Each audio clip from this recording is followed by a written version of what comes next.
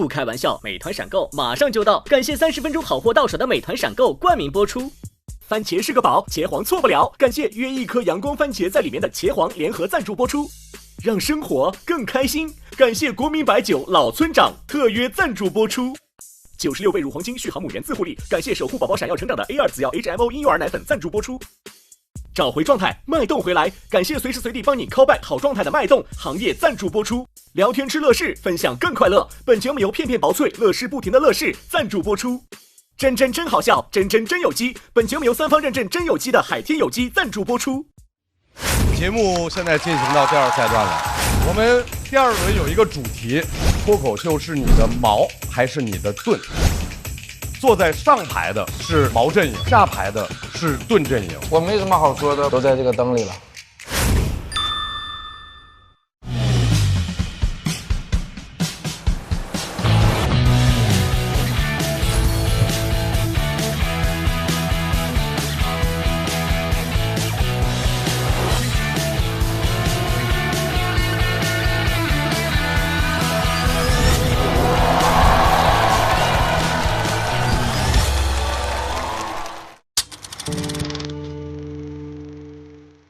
焦虑的时候或者难受的时候，梦见曾经那些跟你一起玩的小朋友还在欺负你，他们就说红包丢了，就一口咬定就是我偷的。为什么有一个还不错的学历，但是还是要经历这些困难？他说我一个女孩子不能走外八字。这个小伙子长得挺清秀的呀，怎么穿成这样？节目刚播的时候，好多人讲我是太子啊，质疑我富二代装穷。他比你好这么多，你是不是眼红啊？脱口秀是我重新看待我所经历的痛苦的方式。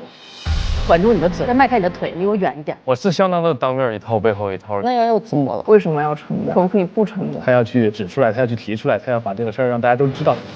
能防守住已经非常好了。再遇到那些难过的事情，我第一反应居然是素材来了，用喜剧的方式去解读。我们在这里面可以自由地表述我自己的想法。我能用脱口秀来构建一个幻想的世界，女性在这个世界里的地位是完全不一样的。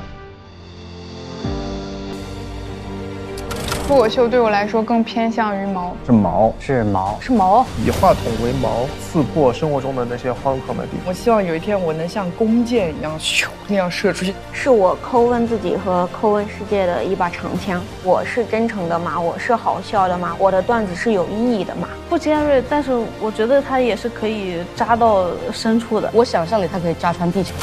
是我的盾，是盾，是盾，是盾。我的目标壳子了，就是说壳安全。可以把我完完全全的盖住。幽默护体，保护自己。一个笑脸，一个盾，用微笑圆满的抵挡伤害。舞台上那束光就是这个盾的形状。享受舞台的时候，你就会忘掉很多东西。我的盾是观众一声又一声的笑声和掌声累成的。变形金刚变身一样，蹭蹭蹭蹭蹭蹭蹭，我拿着噌来抵御前面的所有的痛苦。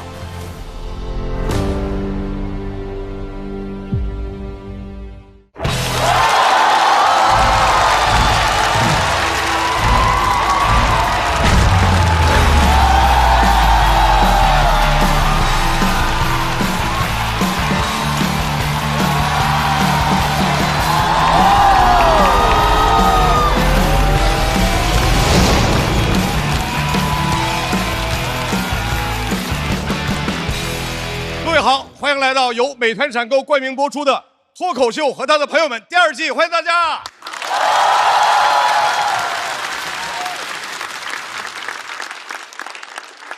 节目现在进行到第2赛段了，第1轮我们淘汰了17组选手，不过还剩下了42组选手要来继续陪伴大家。大家知道，第1轮连续录2天节目，每天都是录到凌晨3点。我这个年纪。年过50旬，真的巨大的考验。平时这个时间，真的睡了一觉都醒了，半夜起夜了。你们真的不知道，一天看10几个小时的脱口秀很恐怖，会笑死。其实说实话，59组演员确实多了，对不对？观众看的会很累，但是这演员吧，你如果要是不要。又很怕对面的节目要，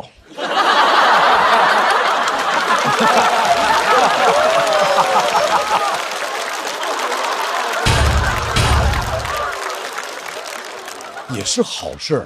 但是自从有了这个2个节目以后，演员们啊都是香饽饽，两边都抢。我曾经想过，就是如果2边节目都来找我，我该去哪边？内心特别矛盾，因为2边都是好朋友，平时关系也非常好。经过我的反复思考，还好对面没有来找我，还是人家懂事，就不让我难做，对不对？而且就在这种情况下，还有网友说：“哎呀，一看到主持人是张绍刚，就不想看这个节目。”大可不必，不要因为我错过这么多优秀的演员，对吧？大家做一个设想，假设你请一个主持人很帅，那么我想请问，帅确实可以吸引人，但是太帅是不是太吸引注意力？甚至于演员表演的时候，你们会忍不住偷偷看那个主持人，到了最后，观众就不知道他到底是来看演员还是看主持人。但是当我在这儿的时候，你就知道看演员，对吧？为什么请我？就是要让所有的观众朋友们把他们的专注全部集中在表演的演员身上。我为你们牺牲了多少啊？有些人红了之后不领情，就我说这话的时候还在后面开小会，还在那儿哈哈乐。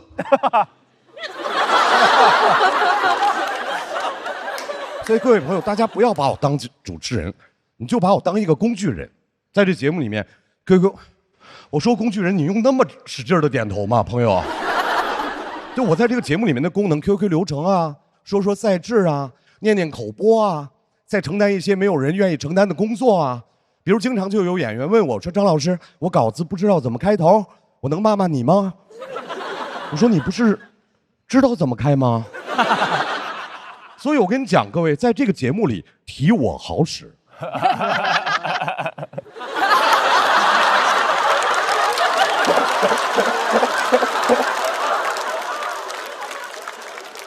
所以我跟你讲，我都不知道怎么开场的时候，说实话，各位，我也提自己，管用的。而且这个节目里面也有观众说不希望我在台上说那么多，你们以为我想说？但凡4位校友团的老师，他们愿意开场表演，我用在这儿叨叨半天还被人嫌弃吗？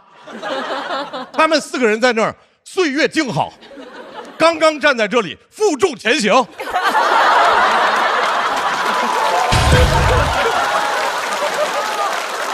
对不对？然后我在这儿讲着的时候还要安慰自己，同时我的右边还有冷嘲热讽的哈哈声啊！我知道大家想看4位校友团的老师，是不是？是。比如，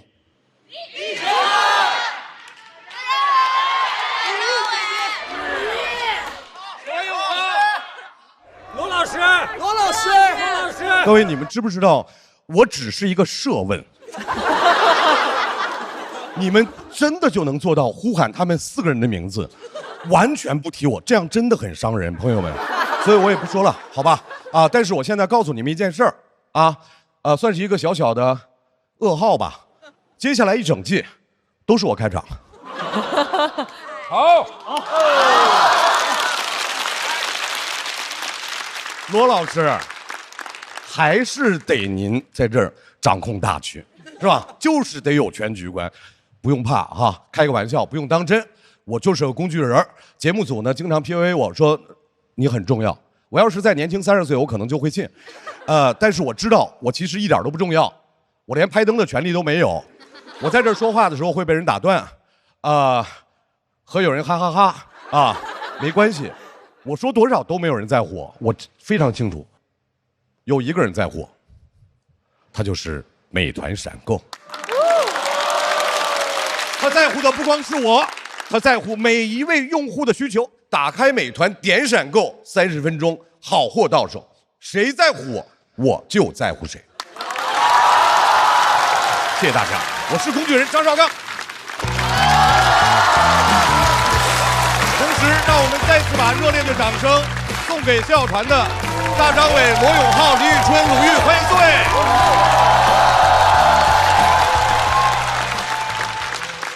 想问春春一个问题，因为春春原本呢说的是陪我们一阵儿，哎，结果现在呢变成了要陪我们一季。哇，太开心啦！我觉得首先就是我上一次来录那个第一赛段，然后我自己觉得我精神世界得到极大的满足，然后我觉得吃得很丰盛。这是最直接的感受。然后我回去之后呢，很多天我其实都在回味这个段子里面的一些梗。然后今年我感觉到所有的脱口秀的演员风格也非常的多元，也很不一样。谁会最后得冠军是一个不知道的事儿。我就挺想在这个夏天陪伴大家，然后来等待这一个时刻。再次热烈的掌声，欢迎春春。哎，大老师太厉害了！上次说给你们这个校友团起名字，现在春春。那太好了，太开心了。比如我们之前各位不知道啊，因为我们是 LLD， 就是鲁豫、罗永浩和我们是 LLD， 就是啦啦队。然后呢，我们春春来了之后，也是 LLDC 呀，DC 邓超怎么样？叫 LL 来了邓超。然后没，咱们可以叫啦啦长队，是不是？咱们希望咱们那个脱口秀能够越办越长，长春永远都是春天。好嘞，然后。我们还要欢迎一直陪伴着所有演员，以及给整个的创作带来无穷活力的编剧老师们的代表博洋、海源、袅袅3弟，欢迎4位。坐在他们身后的是来自全国各地的脱口秀俱乐部的各位主理人，欢迎大家。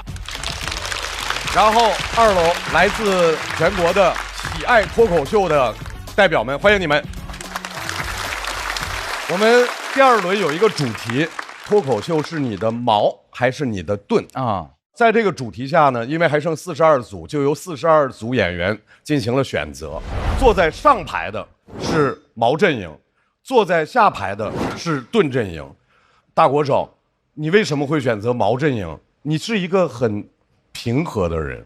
我是觉得谁会选盾呀？用脱口秀做自己的盾，太脆了吧？行业没了，盾就没了。对，而且我觉得人不能把外在的东西当做自己的盾。我用脱口秀当矛，我自己就是盾。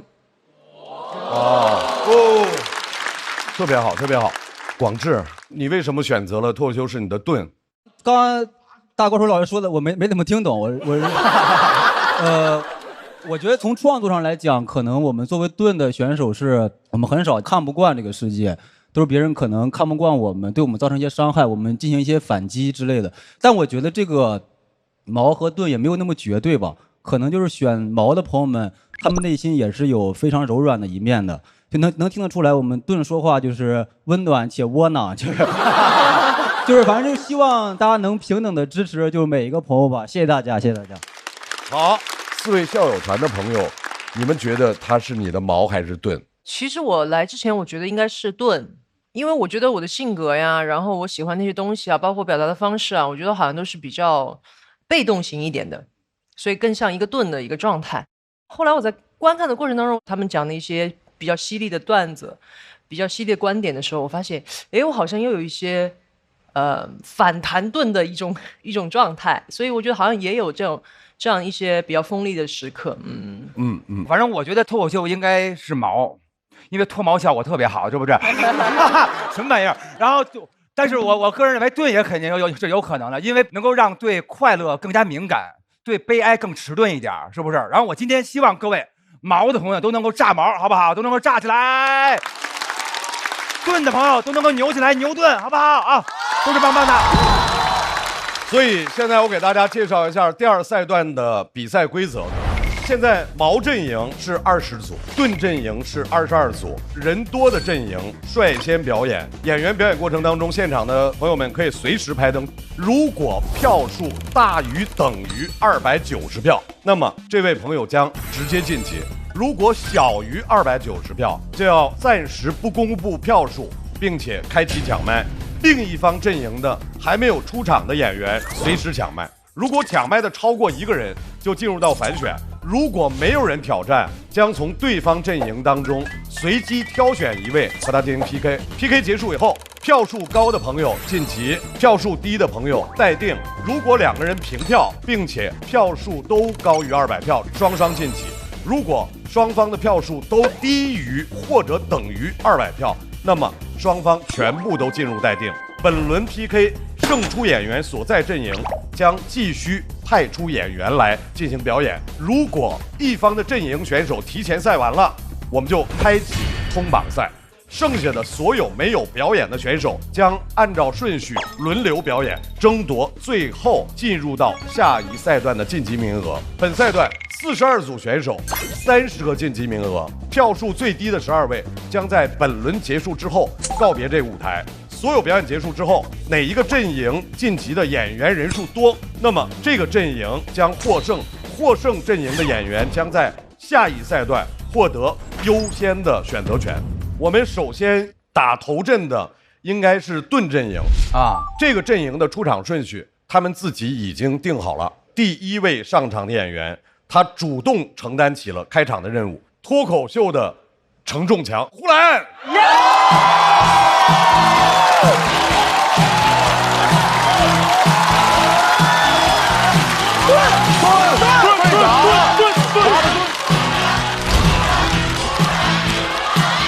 第一个有点尬是吧？镇场了是吧？把场子镇住。大家好，我是呼兰。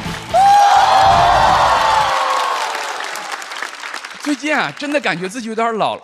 你们看见了吗？就那个披荆斩棘的哥哥的拟邀名单已经出现我的名字了。啊，这个就是脱口秀观众好的地方。你看那个名单里面，那个歌里面名单里面还有好多那种大咖，鹿晗啊啥之类的。而一放上去说不可能去嘛，人家粉丝观众都说不要溜我们家哥哥，不去不去。你跟脱口秀观众一讲，脱口秀观众特别开心，我们家哥哥升咖了，升咖了。啊，我今年36，我本命年。啊，你一说本命年，就跟那些幽默感特别差的人一讲，说哎呦，真看不出来你都60了。现在很多人都已经不讲本命年了，都讲本命。你知道本命吗？哎，就是最喜欢的那个娱乐圈最喜欢那个叫本命。经常问我说，我本命是王鹤棣，你本命是啥？我说我本命属蛇啊，应该是白素贞。最喜欢的这个叫本命，然后下面第2喜欢的、第3喜欢的叫2本命、3本命。我说中文我都听不懂了，3本命以前只有我妈会跟我说，你要不好好学习啊。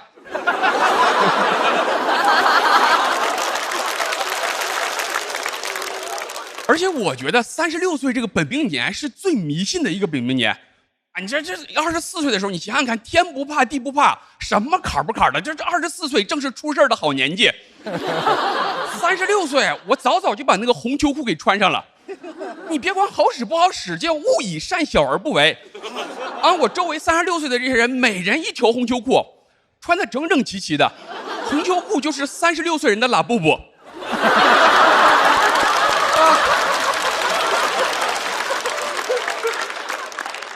你一不小心露出来说这是什么东西啊？球裤裤的。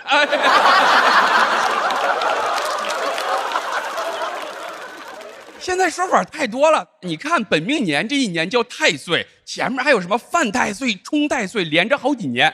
到年里面你们也知道有什么水逆、地磁暴，所以说这一年里面需要自己努力的时间并不多。我还挺努力的，我不光穿红秋裤，我还去那个寺庙里面去。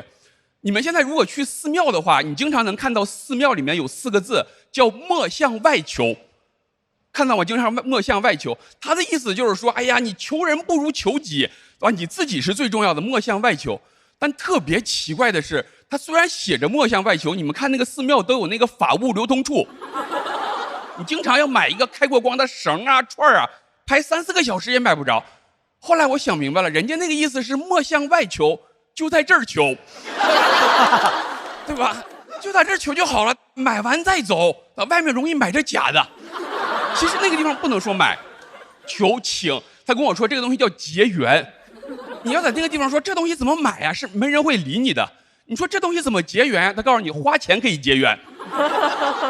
我看吧，不是那个红绳啊，我就看那红绳挺好的，跟我说1个28，2个56，3个84。我说来3个吧，结果我一算84除3就是28。我说我这要数学不好，差点都被你骗了。本来我进来的时候我还想，我说你这是大乘佛法呀，还是小乘佛法？原来是小学乘法，你知道是？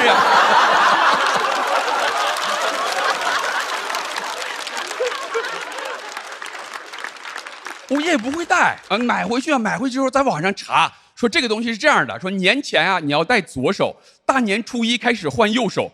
我看见这个说法的时候已经大年初三了，我说赶紧换吧，这知错能改。换到右手，过了2天又刷着一条，说这红绳啊戴上了就轻易不要再摘下来了。我说这我信你，不就是图你这个简单吗？整这么麻烦，我都不如自己好好工作了。而且我今年36，我属蛇，然后我还碰着个师傅，他说你属蛇呢，你今年最好离塔都远一点。他说离塔都远一点。我说还离塔远一点，我是不是得离葫芦娃也远一点？所以说我上这个节目，我心里就特别慌，因为我们这个节目叫脱口秀和塔的朋友们。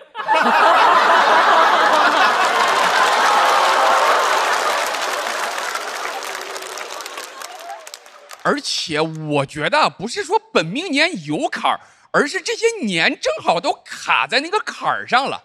不是给你算一算嘛？你想想看，12岁的时候正好是小升初，是吧？24是毕业找工作，36是被裁了继续找工作，48是孩子12了开始小升初了。哎呀，我做了好多事情啊！本命年没办法，过年期间跟我说还得躲春，你们刷着吗？我好多人都第1年刷到说要躲春，我是当天刷着的。我说你不告诉我都让我躲过去了吧你告诉我干啥？你不告诉我就不惦记。就像过年期间，我妈还跟我说，她说咱们回老家呀，别跟你哥说你姑生病了。我说你不说我都不知道我姑生病了。你别告诉我，你告诉我我还得惦记。过了一会儿我又问我妈，我说我到底哪个姑生病了？我一共4个姑呢。我妈说你不是不想知道吗？我说我总得知道不告诉哪个哥嘛，对吧？这样。然后躲春他当时说的特别细，他说那个是当天晚上立春晚上9点到11点，他说你哪儿都不能去，就在屋里面关好了门，自己在那边待着。他说他不让你上街是因为上街容易碰到跟你属相相冲的人。什么跟属蛇的相冲？属鸡的跟属蛇的相冲。他说因为属鸡的容易把属蛇的给叼走。我说怎么能做到这么迷信又唯物主义的？哎呀！他说这2小时不能玩手机，也不能碰电脑。我说这个也是老祖宗规定的嘛，而且你说就不能玩，你就只能看书，看了会儿书我又困了。他说也不能睡觉。哎呀，真的，我就当时在那边感慨，我说哎呀，我24岁的时候天天想改变世界，36岁的时候我在屋里面躲春。经常还有很多朋友说你看你呼兰讲这些，你本命年还没过呢，说你不怕下半年有坎儿吗？那你想想看，我要不讲这些，写不出稿，我现在就有坎儿。而且你说讲这些东西，说哎呀会不会冒犯到神明？我就觉得哎呀，神明怎么会这么小气呢？我不确定，但是我是这么安慰自己。你想想看吧，神明他把国际形势他不管，说哎，但这有个人讽刺我们是小学乘法，你们去看一看。有人说啊，伪科学，其实也不是。你想想看吧，你穿着红秋裤，玄学上其实是保命，科学上是保暖，对吧？心理上呢，我还是希望你们保密，对吧？哎呀。我觉得就是秋裤也要穿，稿也要写。我穿着秋裤努力写稿，我觉得就是我命由我也由天。谢谢大家，我回来。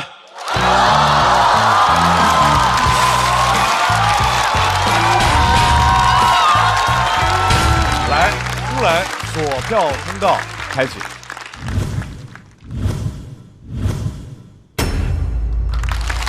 谢谢。不然你要去参加乘风破浪的哥哥还行，对，唱什么呼兰之间天昏地暗。重点是在于真的那个名单里有你啊，有我啊，那个还放出来了。第一次放出来的时候我还说呢，我说咱们辟个谣吧啊，辟完谣也没人理我。第2次又放出来了，我说这咱这个这么没名吗？辟完谣也没用。第2次还有，就前2天还有那个你要名单里还有。哦，看上你说唱了，是吧？说唱界的老妹，不得不说他的技巧有些巧妙。看我做一下，给我掉。来，鲁豫，我其实最后犹豫了一下，要不要拍灯，我看到了你的犹豫。对，因为我对呼兰的期望值的起评分是比较高的，就是我希望它达到我那个点，然后从那个点再往上翻，所以跟我的那个期望值有一些落差。理解。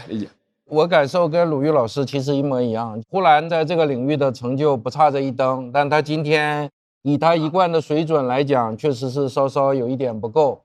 所以我也一直在等，一直在等，最后没有等到。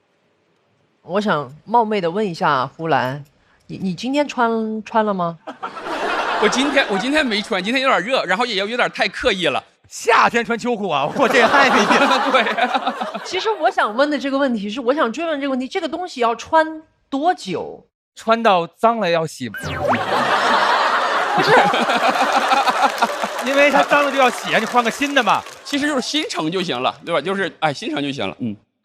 我其实之前一直带着红绳的，然后因为是冬天一直带着，结果巡演到一半的时候，到了夏天，你上场的时候带个红绳，观众很容易被分散注意力，然后就都摘了，然后就红球裤也没有，红绳也没有。但理论上来说，其实我们是在台上，这是最需要保佑的时候，然后我们都给摘了。其实我们公司89年36的朋友们可多了。Hello， 大家好，我是火锅，我是89年的蛇。大家好，我是孙熙，我也是89年的蛇。大家好，我是霍兰，我也是89年的蛇。大家好，我是谭湘文，我是01年的人，属蛇。看不出来，想叫他哥哥。他听了我第一次讲这个段子的时候，他在那个户外就直接掀开裤子给我展示了一下他的红球裤。的建议就是下次咱们不见外啊，咱们不见外，有外人在。没有外人。就之前有个红绳啊，然后后来就因为演出分散观众注意力，然后就把那个给摘了。我带着红绳，上面有个金色的小蛇，你看学校有人送的。哇哟，现在会更焦虑了。就是我意识到说，我36的时候就还难过了好一阵儿吧。而且你一辈子能过多少个本命年呢？就会，哎呀，怎么我也不是散播焦虑了。等一下，我才24啊！我怎么感觉跟被你说走了？这36这么吓人的吗？我要哭了！今天这个采访主要就是我们3个来吓唬你，这个是主要目的。会不会有人倒这吧？放金矿倒这会。好，在所有的灯都拍完了之后，让我们来看一下。呼兰得到的票数是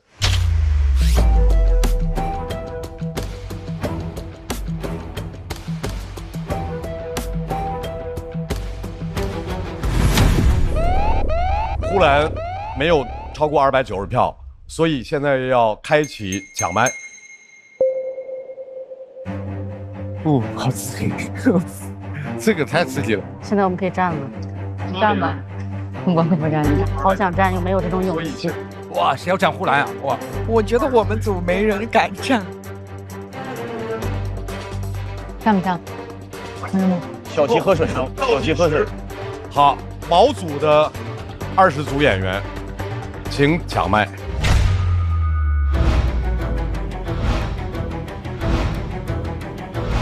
哇，大鼓手！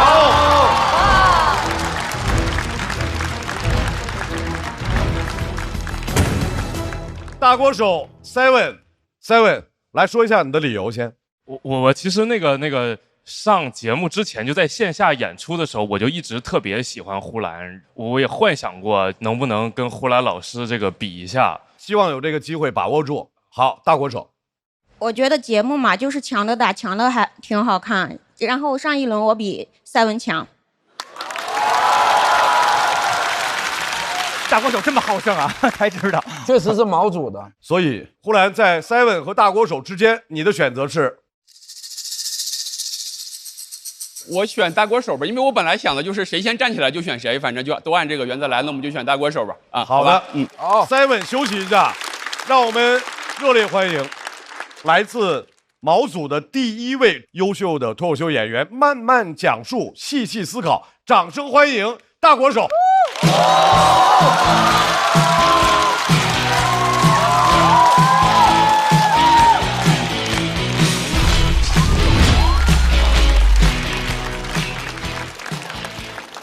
嗨，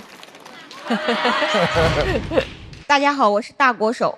去年讲我男朋友骑我摩托车出了车祸，我也没钱，就纠结保人还是保车。当时很担心节目播出后网友骂我不是人，但没想到他们骂我不清醒，骂我恋爱脑。我想保人就是恋爱脑吗？那怎么才算清醒？怎么才不算恋爱脑？我得先修车，再骑着车撞死我男朋友。交警来了，问我是不是喝多了，我说没有，我现在特别的清醒。问我是不是车主，我说不是，我是大女主。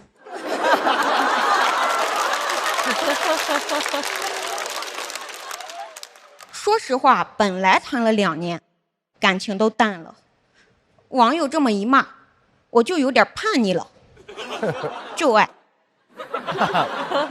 死了都要爱，不爱了也硬爱，强制爱，我超爱的。听得出来被骂还是有点不服气，到底要怎么办？我就点进一个网友的主页，有点惊讶，他说他想读厌女，我心想你还用读吗？你早就学会了。不过我以前确实是恋爱脑，准确说是暗恋脑。大学的时候，我在微信群认识了一个网友，当时因为一些事情争执起来了，我就说他真不知道你妈怎么生的你。他说不足为外人道也。我当时觉得好聪明，好幽默，跟我简直棋逢对手，旗鼓相当，明天就结婚吧。我就加了他的微信，时不时聊几句，也不敢表白，因为我还暗恋别人。年少的我认为暗恋就像买彩票，有能力的话能买几张买几张，但我也不敢真去兑换，一是怕全部失败，二是怕全部成功。我从小到大就只敢暗恋，因为我接受的教育就是女孩子不能主动，要矜持。小学老师讲过一个故事，说有个女作家问冰心怎么获得爱情，冰心说不要找，要等。女作家等到50岁，我长大一查，冰心29就结婚了。都说从前车马慢，爱情也慢，她结婚倒是挺快。春宵苦短，我不想等，我要掌握主动权。谁成想，我刚掌权就被骂了。被骂之后，我也反思了一下自己的情感状况。我跟我男朋友是在一个文化空间认识的，文化空间也就是流浪汉收容所。他是一个西安人，是个乐手。刚在一起的时候，有一个喜欢他的女粉丝给他发微信，问他喜欢的人有女朋友了怎么办？我第一反应很生气，但转念一想，这个女生她也有追求爱情的权利。我一个新时代女性，我不能有那种大老婆打小三儿的心态。我就打我男朋友，就根据这个姿势可以推断出他长得不高，很有安全感。我一边打一边说他，他说不过我，就在那儿弹琴发泄情绪，弹杀死那个石家庄人。我就是石家庄人。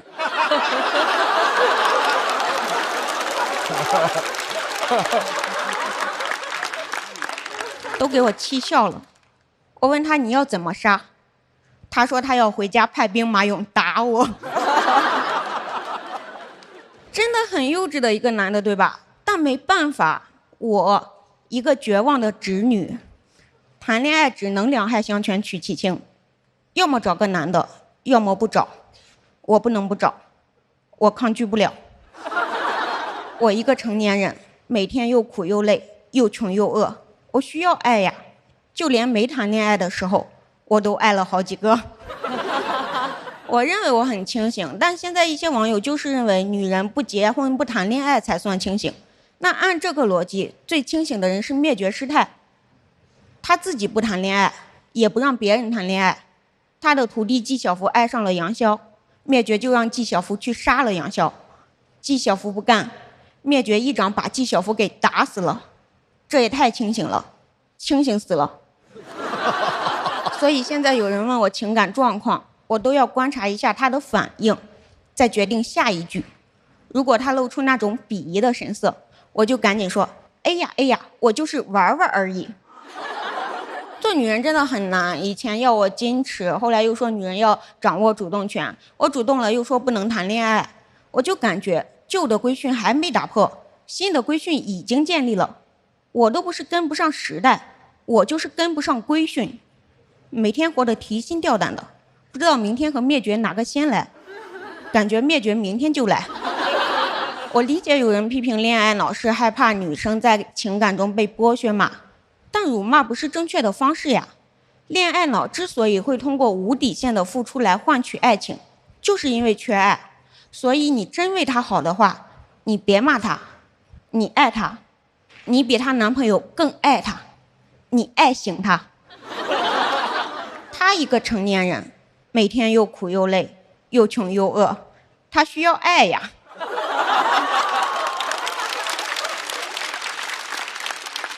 当然你也可以不爱，但请别伤害。我真的受不了那些规训了，我现在就想骑着摩托车撞翻他们。交警来了，问我是不是喝多了，我说没有，我现在特别的清醒。问我是不是疯了，我说不是，姐们儿才是正常人。就到这儿，谢谢大家。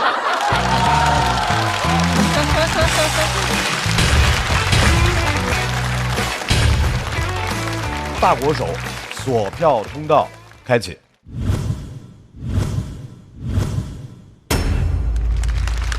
大国手为什么这次想到写这篇稿子？因为其实去年就是我觉得主要是这个被骂的理由很不符合逻辑，就很荒谬。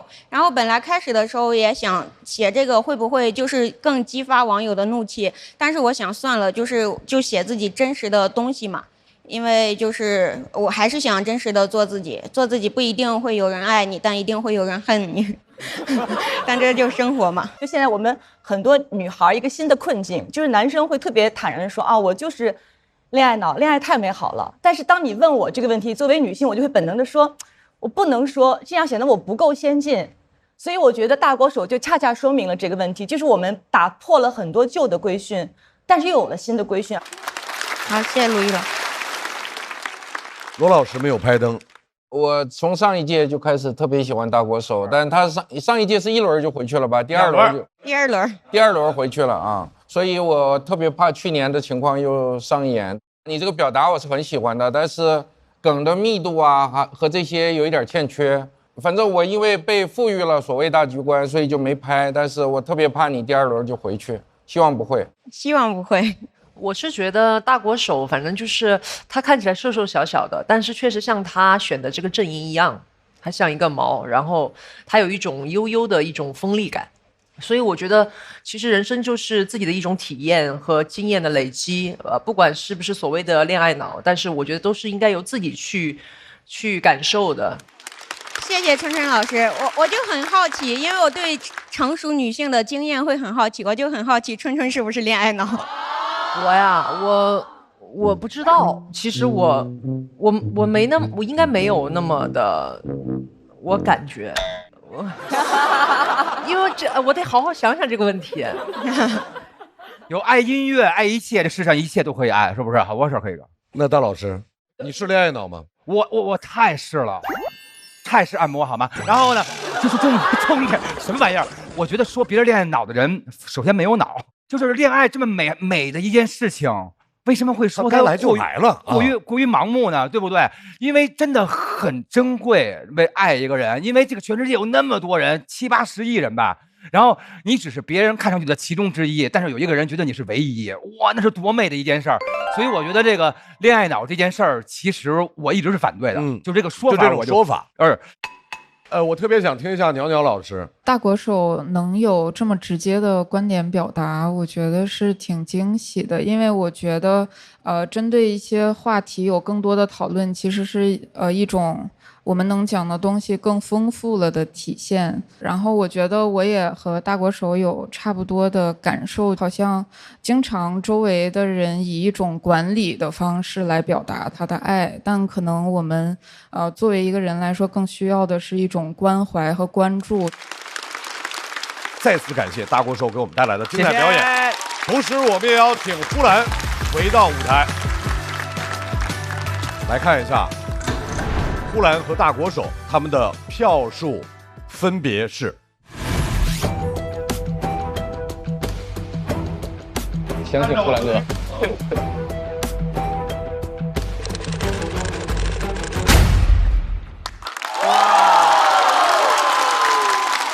恭喜呼兰进入到晋级区，大国手还要回来继续等待。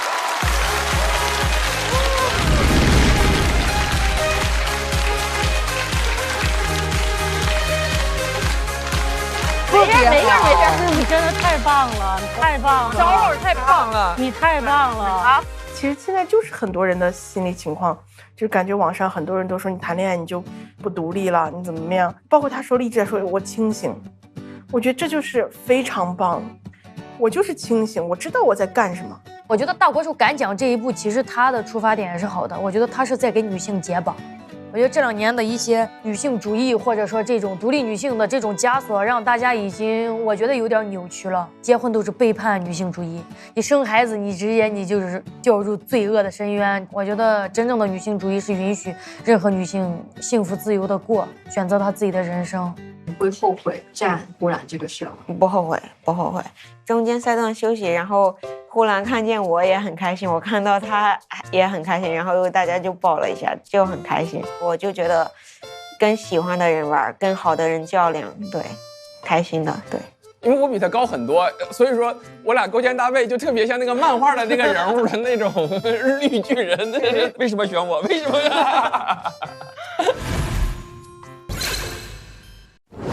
所以我们现在盾阵营要派出下一位表演的演员。这位朋友在上一轮比赛的过程当中跟我们分享了他外包工作的经历，现在对职场他仍然有话要说，掌声有请侯志远。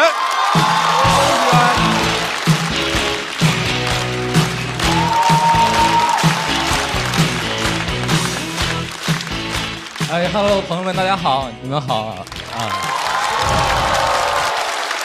我叫侯志远，我平时还在上班，今天是请假过来的。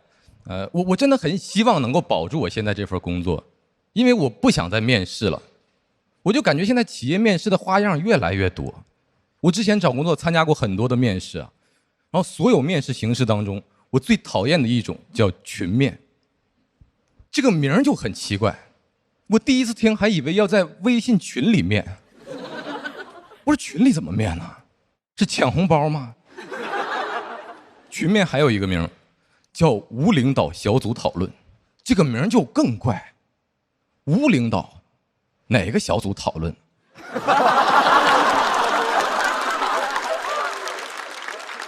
哎，朋友们，我不知道你们啊，反正我们无领导基本都是讨论领导。群面会给一个题目让大家小组讨论嘛？我参加那场群面是10个人一组，10进1，不如抢红包。这个淘汰率特别容易激发出人性的那种阴暗面。我特意查了那个群面的考察重点，首先是团队合作，你不能轻易的反驳别人。所以听到有一些人为了表现自己在那胡言乱语的时候，我心里想的是你在狗叫什么？但这个话到了嘴边就变成了我认同他的观点，并且有所补充。这个技巧叫 yes and， 翻译过来是当面一套背后一套。其次就是领导力也很关键，所以整个面试过程中大家表现出来的是我要积极融入这个团队，心里想的都是我要尽快接管这个团队。什么无领导小组讨论，我领导小组讨论，场面很乱，就特别像一群狗在抢一个骨头。我群面最怕碰到的就是那种特别急于表现自己的队友。当时我们还在会议室里等面试官来，我旁边那哥们儿表现欲就已经憋不住了，凑过来问我说：“哎，小侯，你是哪个学校毕业的？”我说：“哪个学校？”我说：“咱都群面来了，哥们儿，都是来当狗的，怎么你就非得问我的品种？”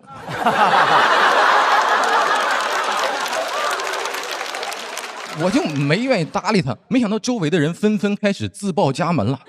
啊，我是交大的，我是北航，我北理工，谁问你们了？但我一听坏了，朋友们，都是品种狗。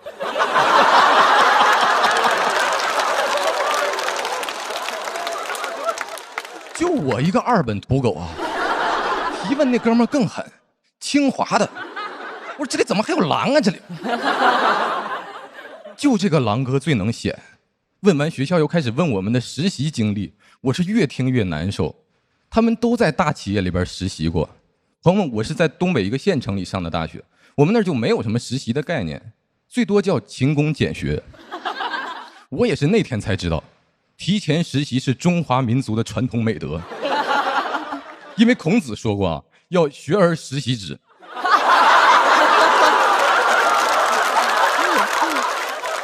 那个意思就是学完你得实习呀。我就没听孔子，学校也不太好，所以一直就没说话，这样就没有人知道我是土狗了，他们都以为我是酷狗。那个面试官来了才是正式的自我介绍，哎呦，场面就更乱了，人人都想被面试官记住，所以普通的介绍就根本没法被记住。但有一个同学的自我介绍啊，令我终生难忘。他说：“我希望用3种颜色来介绍我自己。我有红色一样的热情，黄色一样的创意，而我的底色是象征同理心的绿色。”我听他介绍完，赶紧组里10个人就剩9个了，因为他在装灯。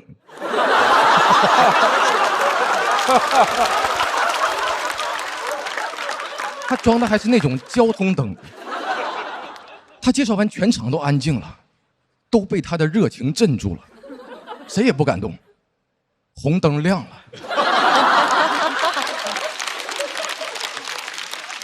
我那场群面的题目很大胆，问：假如你是唐僧，西天取经要从6个徒弟中带走3个，你会带谁？这6个人分别是吕布、李逵、林黛玉、郑和、牛顿和瓦特。问你会带哪3个？为什么？我说我也想问呢，为什么呀？我原来的团队呢？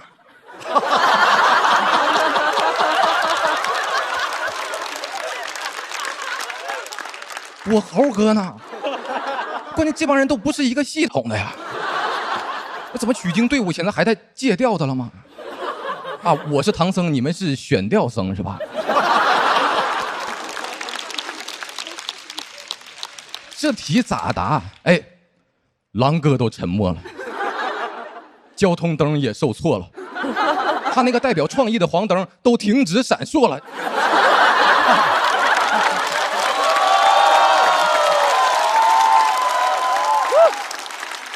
哎，怎么选呢？我要是选吕布、李逵、林黛玉，4大名著出了个合订本。关键吕布喜欢背刺主公，李逵只对宋江效忠，就林黛玉一个靠谱的，还老请病假。没人能送我取经，但是都能送我上西天。那我选那个郑和、牛顿和瓦特，感觉唐长老不想上西天了，想下西洋了。给郑和配2个大发明家，我就感觉大航海时代要开始了。我们开着蒸汽机船直奔大雷音寺，然后如来佛祖亲自封我为海贼王。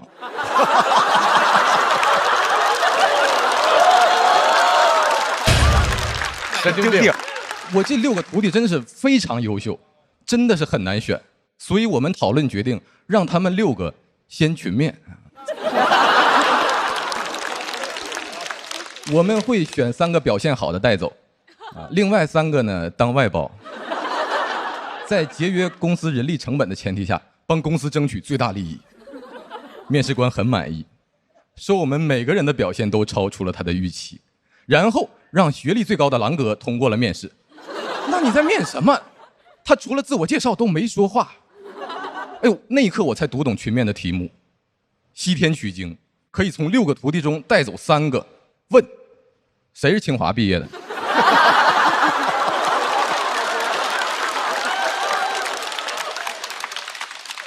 群面参与多了，我能力没有任何的提升，我道德水平直线上升。我现在坚决反对动物表演，我跟他们共情了，你知道吗？动物保护组织有一个标语我特别喜欢，说小熊不想骑车，小狗不想钻圈，我想加一句，我说小猴也不想群面了。我就讲到这儿，谢谢大家。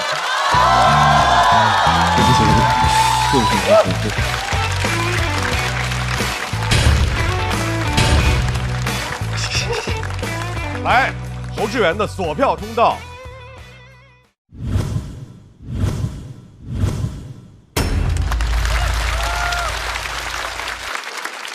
小侯，你的面试经验是很丰富吗？面试经验很丰富，但是通过的经验不是很丰富。面试里面有比这个群面更荒谬的吗？啊，我之前有过一次面试是就是对面的面试官很年轻，他就只比我大2岁，然后进去以后他就一直在羞辱我，就说哎，我只比你大2岁，但是我坐在这儿，你坐在那儿，说明年轻人还是要努力。哇，你跟他说，但是你比我2啊。那你会怎么回答呢？这种荒谬的问题，我会是我说我要继续努力嘛，就是因为我是盾那边的，就不太擅长攻击。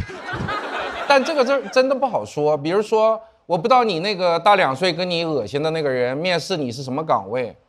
产品岗啊，那肯定很荒唐。如果是客服岗之类的呢，他有可能就想看看你是不是容易被激怒，压力面试。对，所以有的时候不好说。但整体上，我见过很多大企业出来的 HR 喜欢这样。哎，那我就要问了，您刚才迟迟不拍灯，对，也是一种面试方法？不是，我没那么阴，我没有暗示您什么，我只是一直犹豫是我觉得这个作品呢完整度还是稍稍有一点欠缺，但中间有几个很精巧的梗是很有趣的。对，所以如果我们该3灯了，我就不拍了。我看了一眼是2灯，所以我犹豫了一下就拍了。犹豫就是这个，不是要 PUA 他。春春觉得哪个让你印象深？我第一个是那个学而时习之，然后但是我最喜欢的是那个他说唐僧的6个徒弟，然后这6个人因为实在太混乱了，所以我觉得这一段的这个设计会让这个群面的这种荒唐感更加的充足，被放大。对。他有一种特别温和的那种刀，你知道吧？对，你听他说话特安静，但是他里头力量特别足，而且都倍儿狠。而且职场话题都讲烂了，他每次都能讲出新意来，对，这个特别可贵。谢谢。来，卢玉，我没拍灯，其实我觉得你讲得好，而且我觉得梗是密的，但是我到最后我有一个情绪没有能够消解，为什么？就是因为这个群面特别荒谬，是出题的人荒谬，但是你给到的荒谬的个体的案例是你们参加群面的人。对。但是后来我明白为什么你要这么讲，是因为你要说都是狗，还要分什么品种吗？因为你要最后落到你的收尾，我不要做动物，但你要解决我作为听众，我的情绪怎么被消解。明白。这个其实我之前包括跟编剧老师、跟朋友聊都有提过这个问题，就是我只提出了这个对我困难的场景，但是我没有反击它，我没有消解到这个情绪。但实际的情况就是我在那当了一圈动物，我没有反击，我就回家了。我就回去等面试通知，然后他还不给我通知，这个难受的情绪就是那样了，我消解不掉那些东西。所以我最后其实就选择把它留在那儿，就是这个是我的亲身感受。对，留在那里不看了。我们来看一下小猴在他的这轮表演之后，他得的这个票数，请看，教团的灯30票，最后的票数是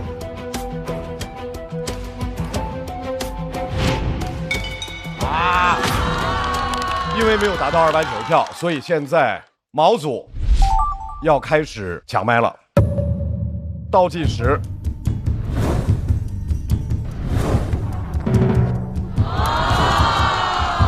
，2位，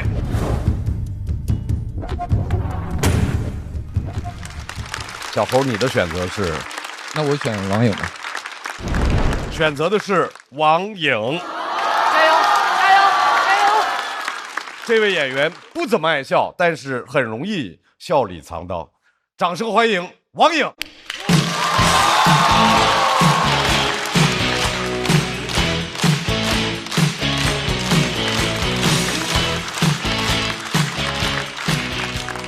大家好，我叫王颖，我是一个恋爱脑。我和我男朋友在一起4年多了，这4年来我从来没有乱发脾气过。真的很难，我一直是有理有据的发脾气。我生气的主要原因是因为我对象他说话不太好听。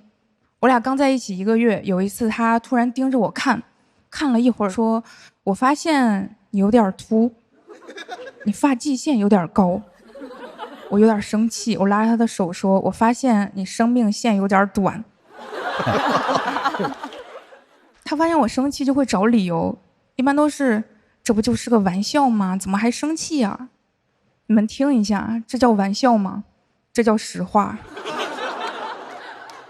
他发现开玩笑这个借口不能平息我的怒火，他就会问：“那你想怎么样？”真的每次听到这个问题，我就更生气了。我想怎么样？我想时间回到10分钟之前，你看我的时候，我跟你说，你看个头看。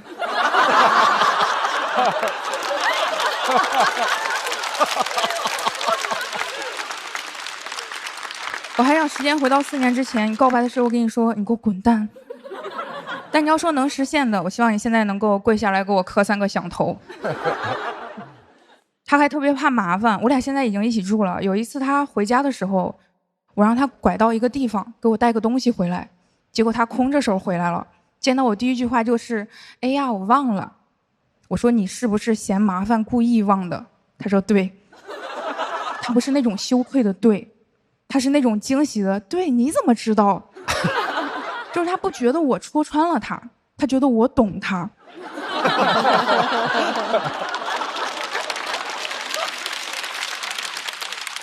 在怕麻烦这一点上，我最受不了的就是有时候吵完架，我想复盘一下，不要因为同样的原因老吵架。他觉得复盘太麻烦了，世上没有什么事儿是一句俏皮话解决不了的，如果有，那就是这句话不够俏皮。我因为这个真的有点苦恼啊。后来和一个男生聊天，那个男生说他也特别害怕这个过程，他每次和女朋友复盘的时候，心里想的都是，如果你现在给我一个嘴巴子能解决这个事儿，那你就打。我听完之后真的豁然开朗，他女朋友解决不了，我能啊。后来有一次我和男朋友吵完架，我就跟他说，你要是真不想聊一下这个事情，我现在可以给你一个嘴巴子。我对象在那儿想了半天说，我觉得有些事情咱还是得聊清楚。我真的因为各种原因骂他，有次他就受不了说，咱有话能不能好好说，你别老骂我。我说你搞清楚，我不是能好好说话非要骂你，我其实是想弄死你，但是只骂你。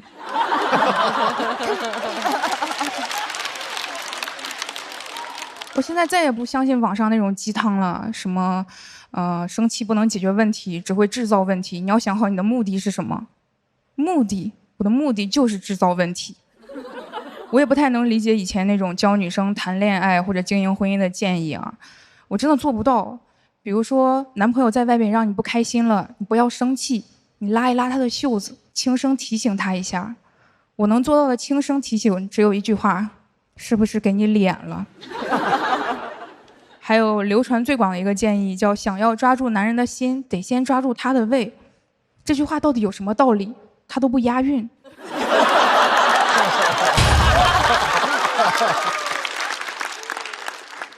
你要是真不想让一个男人离开你，你抓住他的胃有什么用啊？你得抓住他的把柄。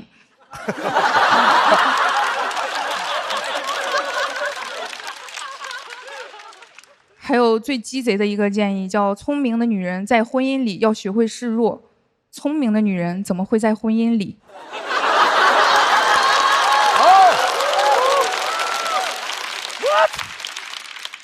而且以我对上一辈婚姻的观察，女生千万不能示弱，因为女生示弱了，男的会当真，他不会觉得你人真好，他只会觉得我真厉害。这句话就叫，这个定律就叫，男人像弹簧，你弱他就狂。这种押韵的话才有道理。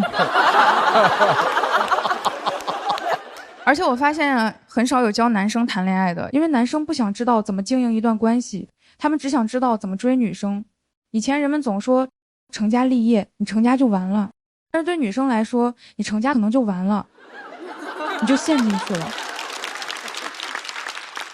即使成家对男生来说很重要啊，但是我看网上一些相亲贴还是很离谱，很多男生甚至会写上爱干净。爱干净到底有什么好写的？这里又不是印度。你写爱干净，我也不知道真的假的，你都不如直接写一个会喘气儿。虽然吐槽了这么多，其实我在恋爱里也有付出多的时候。我家是我家务做的多一些，我能理解我男朋友啊，因为他单身的时候没有那么多家务。我俩刚同居的时候，我让他把阳台晾的衣服收一下，他问我为什么要收，他说你穿的时候直接去拿呀。还有让他把脏衣服扔到脏衣篓里，他也问我脏衣服最后都要进洗衣机，为什么还要再进脏衣篓？他真的把我问住了。我有一种感觉，好像不是我发现了家务，是我发明了家务。我我后来想到怎么回答他，我说那人最后都要进骨灰盒，为什么还要买房？他想了一下说有道理啊，听你的，咱以后不买房。我就讲到这里，谢谢大家。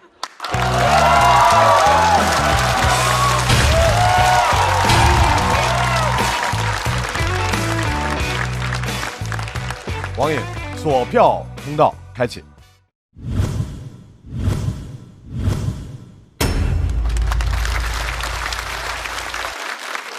大老师拍灯的点非常奇怪。你说抓住男人的心就要抓住他的胃，这句话特别没有道理，因为他不押韵。大老师就拍了，哎，他永远都是这种点上，奇奇怪怪的。来，理由是，没有理由，有理由拍这干嘛？就是觉得我要拍了，因为他那个瞬间是在于这句话不讲理，他这梗也不讲理，双重不讲理就是我的理，你明白吧？就是我喜欢这种不讲理的不讲理，但是你又琢磨这话吧，好像也对，就是那劲儿特别好玩。然后我觉得给我一种冲动，我就要拍这事儿啊。哎，那有什么回忆就特别好玩吗？就跟你说的那种，那个气乐了。给我气乐了，啊、有一个他在听电台，我让他小点声啊，他说他说话声音大，关我什么事儿？那你乐完了就消气儿了，还是乐完了又揍了他一顿？我边乐边揍。所以我感觉他不是呛儿，他是真的，他是真的在说这个话。是的，所以这个事情才是一个很好笑的事情。对，那我觉得我好幸运，我也嘴欠极了，平时。我特别喜欢王颖的风格，他是平静的那种阴阳怪气。是的，但是你听着听着就发现他那阴阳怪气其实都是讲道理的，非常有道理。谢谢。我非常喜欢王颖这一篇，他用我们时下的人能够欣赏这种审美，就是这种刚才像罗老师讲那种，就他好话其实是好像很阴阳怪气在说，但是他刚刚所有那一切全部都表达，但是一种我们能够接受的方式，而且我觉得展现了一种特别新的女性可以有的样态，我反正很喜欢，我自己做不到，但我很喜欢这种样子，所以我拍灯了。谢谢。其实我们要非常感谢我们所有的脱口秀演员的表演，包括刚才在王颖表演之后大家的这个讨论。当一段脱口秀让你开始拿自己做参照物的时候，那个时候说明这就是一段优秀的脱口秀表演。再次把掌声送给王颖，感谢，谢谢。同时我们也要请小猴回到场上。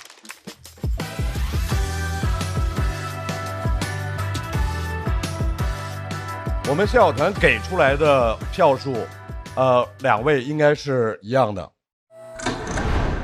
那么在现场的所有观众朋友的投票结束之后，侯志远和王颖他们两个人最终的票数是，哇，这么高，很高啊！恭喜侯志远顺利的晋级了下一轮。王颖要在待定区继续等待。小猴有一个在台上特别青春男大的一种感觉，我觉得小猴生活中应该就是一个很情绪稳定的人，他这个性格应该挺招人喜欢的。但他明明已经进入社会，被工作摧残过吧？你现在在干嘛？在写周报，因为我比较拖延，然后2点要开周会。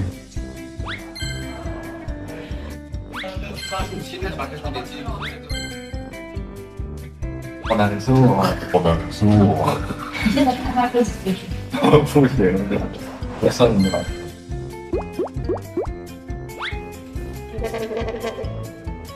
你的会开完了吗？没有，我还在等他。我在家等他睡。我觉得我是流动的牛马。流动的牛马。马上要派出来表演的还是盾阵营。盾阵营的这一组现在有新身份了，人家让我们欢迎春晚喜剧演员徐浩伦、谭湘文。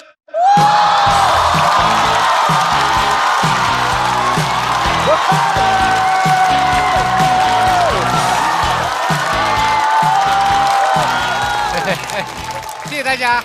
Hello， 大家好，我是徐浩伦。Hello， 大家好，我是谭湘文啊。身为一个年轻人，总觉得自己身体很好，不是蛮好。但一体检全是小毛病嘛，有问题了。最近这个有那个健康小课堂哦，我有一个体验课，过去模拟一下吧。哦，想去体验一次。哎呀，上课来了，该鸡蛋。过来上体验课的。哎，对对对，留个名字给我。谭香文，谭香文，好，自己找个地方坐一下。哎，好，哎，不好意思，过一下。既然是上课啊，上课之前照常点个名。谭香文到，人齐了，一个人点什么名了在这里啊？我以为人蛮多的在这里。既然是上课啊，我是你们的老师，做个简单的自我介绍，方便大伙的沟通交流。可以叫我徐浩伦，徐老师。好，我差不多长这个样子。你把自己画出来干什么了，大哥呀？你人都站在这里了，写名字会死啊！既然是第一次过来上我的课，跟你说清楚，我这个人这辈子只为了健康2个字而活。可以看到墙上有一些关于我的健康的荣誉勋章。有什么嘞？10大营养师之一，我的健康师资格证、营养师资格证，还有我的结婚证。结婚证能证明什么东西了，大哥？能证明我有一段健康的婚姻关系呢。这句话你跟陈露说，不要跟我讲，晓得吧？上体验课，有没有购买我的真实课程呢？我先体验一下，怎么上来你就要买嘞？因为我一眼就能看出你的毛病了。我有什么毛病了？昨天晚上是不是熬夜了？没有，没熬，没有。那眼睛里怎么会有血丝呢？熬了，到底熬没熬？熬了，熬没熬？熬了，熬没熬？熬哎呀哎呀呀！有毛病啊你是？通灵妈呀你是？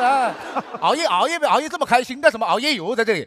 几点睡的？4、5点，4、5点睡的。几点起的？8、9点。只睡那么一点点时间。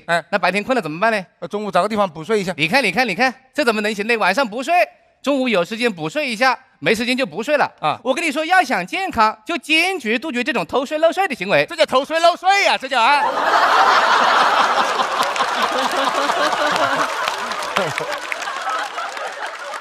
这上升的太快了吧！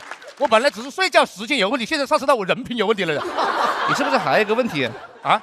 有点脊柱侧弯吧？我这都看得出来，你怎么看出来的呢？我跟你说，人的很多小病小痛可以通过这个面部反映出来。我看面相看出来的。相由心生。我们这个相声什么相声了，大哥呀？我们这慢才，晓得吧？你别管是什么艺术形式，没跟你聊艺术形式。我不是说我能看出你的脊柱是歪的啊，我是能看出你的体态有问题。你看你有脖子前倾的症状。对，一般有这种症状的人都会有一些这个脊柱侧弯。晓得不？过来给你稍微放松一下，我调一下。你看这个位置叫会武穴。会武穴。对。太阳穴太阳穴，死穴，死穴就不要这么用力了，好不好？按死了怎么办了？在这里啊，我给你稍微正个骨，放松一下。来了，哎，这不痛吧？痛倒是不会痛，就是有些声音，好吧？准备好没有？来，这是什么声音了？在这里啊，我身上还蛮有节奏感的，在这里啊，那就说明你身上还是有些音乐细胞不？什么音乐细胞了？那个，你这里有稍微正规一点的疗法吗？我摸了一下，你问题还是蛮多的啊。你看你这个斜方肌这一块了，比较紧僵硬。放松一下，我这里有个电疗仪，主要是给你缓解你的疲劳，放松你的肌肉。来，这手拿这根，这手拿这根，这是什么东西？这是零线火线开闸。等一下，你先别开闸啊！你这个是电疗还是电刑了？这是？你电完就知道行不行了？那肯定不行噻，大哥呀！谁电疗拿零线火线做了，大哥？这是调理的一部分啊，这是外调，还有内调内服了，就是吃你看为什么我能这么健康？为什么？为什么精神焕发？因为我这个人吃得好。你看，水果只吃新疆的，蔬菜只吃云南的，牛排只吃进口的，香烟只抽40块钱以上的。你过得蛮好的，你还在这里啊？你生活品质蛮高，哪里营养了？抽烟还在这里？为什么我能当你的老师？为什么呢？我跟你说清楚啊，别的老师是告诉你吃什么，我告诉你不能吃什么。好。狗为什么不能吃巧克力？关我屁事啊！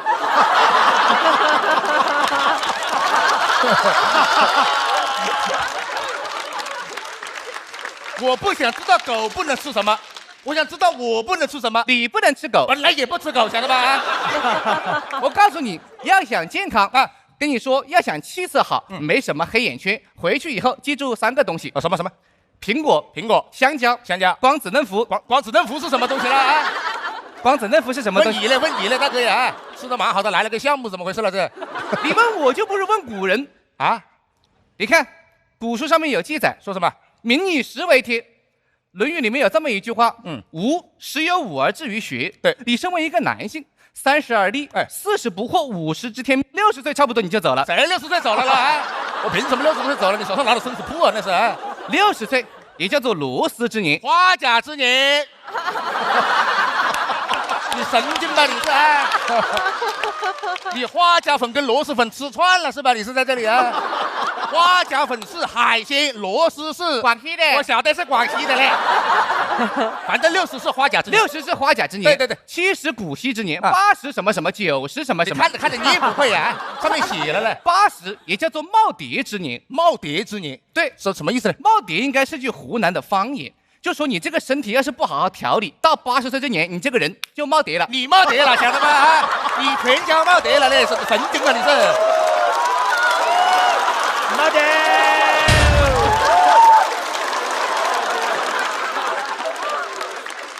哪有你这么讲话的？还哪本书上面写了啊？《论语》了，哪个《论语》了？徐浩《论语录》了。你自己记得算什么了啊？好，我知道，你不要太激动。你现在肯定觉得我是一个骗子，我觉得你是个疯子，晓得吧？你是没有经过我的从业经历的。你有什么从业经历？你看墙上不光有我的荣誉，还有一个照片。你看见苏炳添没有？苏炳添为什么挂苏炳添啊？因为我之前是他的私人健康营养师。哦，1对1带他的。而且我跟你说清楚，苏炳添不叫苏炳添哦，他叫什么呢？他叫苏炳。怎么就叫苏炳添了呢？因为他的营养是我给他贴上去的。有毛病吧你是啊？姚明知道不？姚明，你能帮上姚明什么了？他之前只有1米。你放你的屁嘞，在这里啊！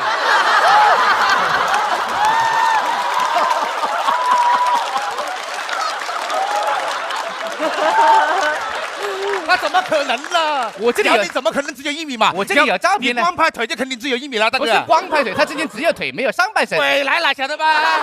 他的上半身是你挑出来的呀。他亲口跟我说的。他怎么有嘴巴？怎么跟你亲口讲了的？好了，你不要着急，没有你这么搞。现在口说无凭，说什么你都不会信我。你现在已经破产了，你是这样，我完全不相信我。我可以请个之前调理过的患者，你们2个交流一下，你就知道我有多厉害了。破产了，你不要这样，请那些。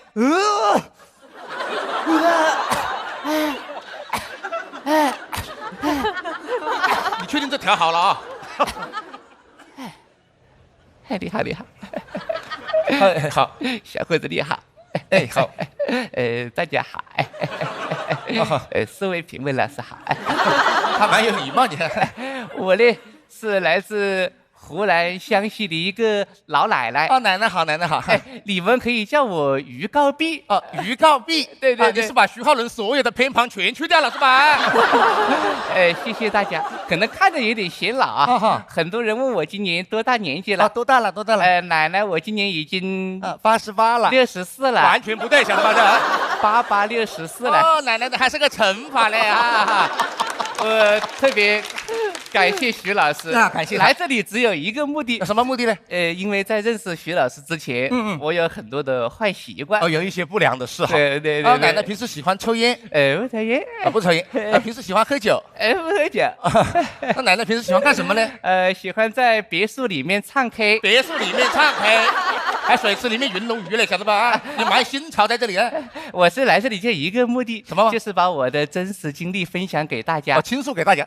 因为是在去年的6月份，我去医院体检，我体检了，那个医生说可能要抓点紧。要不再不抓点紧，可能熬不过明年。这蛮严重的噻。跟经过这个徐老师1年的调理，所以今天是我去世的1周年。你神经了嘞！这个人已经被调得胡言乱语了，这是胡想。天下那点点点点点点点点点点，天下那点点点点。奶奶，等一下我好不好？奶奶，你不要这么搞好吧？奶奶，你不要电话铃声唱什么唱了，在这里啊！我在这里上课，我晚点跟你讲啊。干嘛嘛？我来这里就一句话，总而言之，言而总之，就是想跟你们年轻人说，不能既要又要。你看你们又想要一个健康的身体，对，又不愿意摒弃那些不健康的生活习惯。我晓得我跟你说这么多，很多年轻人都听不进去。你们年轻人不都喜欢那个什么？有一个京剧吗？京剧奶奶也带了一个京剧。好，驸马爷金钱看短线。哪个京剧了？这个呀，谢谢大家。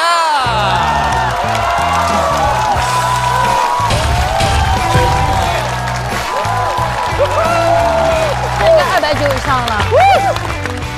徐浩伦、韩湘文2位的索票通道开启。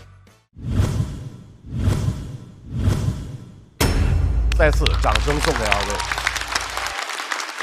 你们这一段的创作灵感是来源于姚明。以前只有1米，这是什么破包袱？以前是不是说就是体检呀，然后就想出来这个，他们往上翻包袱嘛啊？就是去年的时候，我们不是第一次来，然后每个赛段讲了一个不同的故事嘛。对，其实我们就想看能不能把它变成一个连续剧。去年是写的体检嘛？对，这次就是你查出毛病你会怎么办嘛？就是往后面写。去年第一次是租房，第二次是体检。对，第一轮就是家政嘛，第二轮就是这个哇哦，就是说自个儿给自个儿上难度，要逼自个儿一把，毕竟是春晚的演员嘛，是不是？还是别，厉害，恭喜了！2026年又等着您拜年了啊！谢谢啊！别，你是在姚明1米的时候拍的？反正我在前面就已经拍了。就是他们中间有很多莫名其妙的包袱，就真的很喜欢。姚明1米的时候，你开始砸灯，我已经砸灯了，我觉得特别好，因为他们两个人中间有好多笑话，我真的好想跟他们一块儿演，特别想补充中间那些梗。还有一段说什么人只有上半身没有下半身，然后对，姚明只有下半身没有上半身，只有2条腿，那不就是个派吗？哎呀，哎呀，真的是太喜欢你们了。然后就是俩人这儿，有时候很多演出吧，就是都是那什么俩人合作，都是1+1大于2什么。我觉得他们两个人无论怎么演都是加在一起就等于1，就是等于一个特别完整的。是的。看他们的表演，经常心里面就在想，你们两个在干嘛？每次都是这样的。重点不是他们俩在干嘛，你看着你会问自己，我在干嘛？为什么会笑这个呀？张绍刚老师是一个正常人的看法。正常人看精神病演出就这样想，对啊，精神病看精神病演出就你说一起犯病啊，一起犯病真的是。我没什么好说的，每次他们来我都期待满满，但每次都没有让你失望吧？对，从来不会，从来不会，所以我就都在这个灯里了。我的好奇在于，你们俩现在有各自的就新的一个名称在舞台上，那之后比如说在脱口秀以外，你们还会想别的，比如说演戏。或者其他的表演的方式，你们会去尝试吗？这是我特别好奇的一点。有活就接吧。对，我们得看，就是得看别人就是愿不愿意接受我们这种表演方式嘛。我们当然现在干什么都愿意啊。对，哇，我就希望影视界有没有导演能够看到这样2块璞玉？对，他们就是有这种开放态度，我觉得就特别好。哎，我特别想听一下我们编剧老师。海源老师，你们是怎么评价他们俩的表演？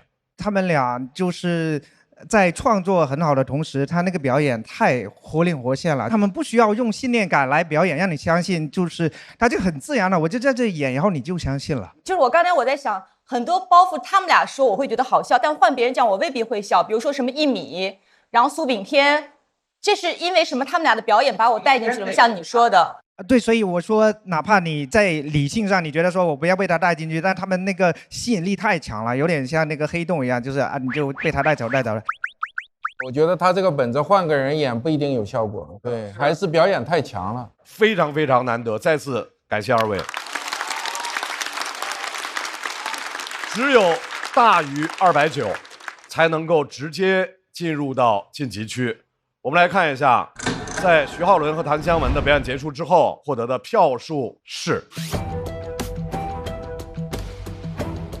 这290以上了吧？肯定直接进。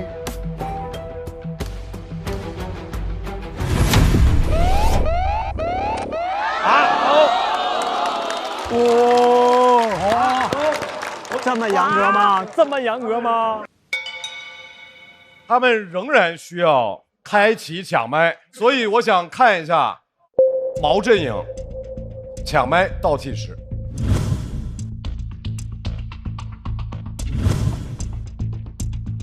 太吓人了！干大哥！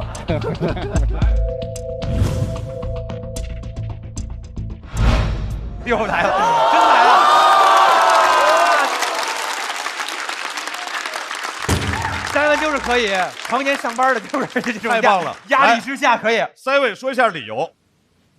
我今天是这样，我今天来的目标就是我想打一个强，最强的。但是我也不是说我要比一个赢什么，但是我觉得跟一个强的比，可以让自己变得更好。明白了，要挑就挑最强的。休息一下，把舞台留给 Simon， 掌声欢迎 Simon。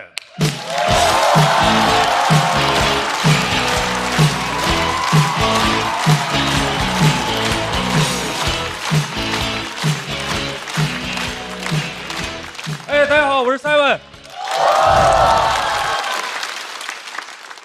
自我介绍一下，其实很多人也以为我会演漫才，因为他们总觉得我有个搭档叫 Eleven。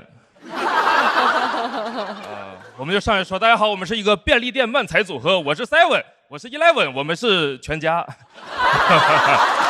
啊，不要为我感到紧张，徐浩伦和谭湘文很厉害，而我拥有一份国企的工作。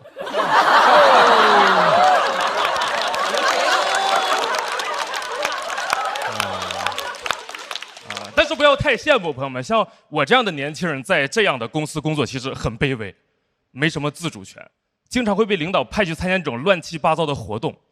啊，我前段时间甚至被我们领导派去参加了我们公司的相亲会，但是不是什么好事，是我们公司内部的相亲会。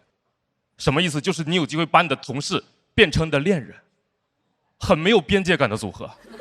啊，每天刚说完拜拜同事，回家又再见爱人了。啊，我真的不想去，我觉得很尴尬的设定。我领导让我去当托，让我去配评人数，我确实感受真挺尴尬的。需要玩一些非常尴尬的破冰游戏。我们一帮人还没有自我介绍，先开始抢凳子。啊，我说我就不玩了吧，我早上挤地铁的时候玩过了。我真的不想玩，但是我们这种年轻员工又得负责活跃气氛，取悦在场的一些领导。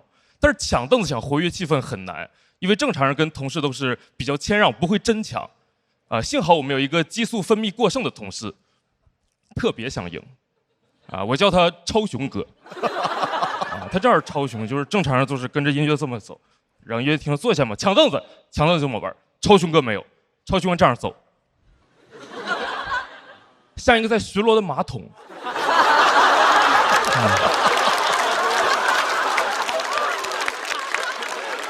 真的抢不过他，在那抢着抢着，凳子没坐上，我坐马桶上了。我不是对这个事儿觉得不能竞争啊，我只是单纯的、客观的觉得这个事儿这么竞争，对今天的活动不会起到任何帮助。朋友们，或许你们还记得吗？这是一个相亲活动，你抢凳子赢了有什么用呢？对吧？不会有任何女同事看了他英勇表现之后说：“啊，天哪，啊，他是大屁股王，啊，我要跟他恋爱了，对吧？不会这样的，你真不理解这个哥们儿什么脑回路，就感觉屁股决定脑袋，他只学会了中间那个词儿，就是决定。”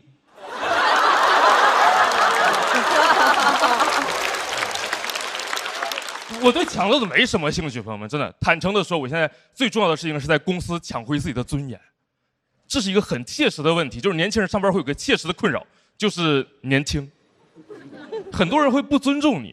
我之前对接一个项目，我和客户在线上聊得非常好，他说我特别专业，什么都听我的，线下发现我年轻之后，就开始装听不见我说话。我们在同一个会议室里，他问这个项目需要做多久，我说30天，王总，然后奇妙的事情就发生了。在我说完这句话的一瞬间，王总聋了，他没有任何反应，又问了一遍，说这个都多少天？我以为他是岁数大听不清，我正要抬高音量，我旁边那个秃顶同事重复了一遍30天。王总说啊，那行。我当时就明白了，他不是岁数大听不清，他是只能听清岁数大的。我那个同事跟我一样大。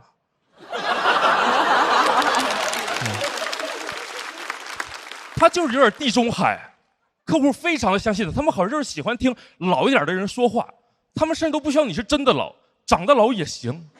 啊，我这个同事根本不用思考怎么能把话说好，客户看着就觉得老话说得好。但是没什么办法，我现在迫于生计，上海找工作很困难，我也只能学习和这些中年客户对接技巧。我发现我只要扮成他们的同类，他们就会愿意和我交流。最简单的说，你在上班的时候不能太有那种少年感，你得有那种登感。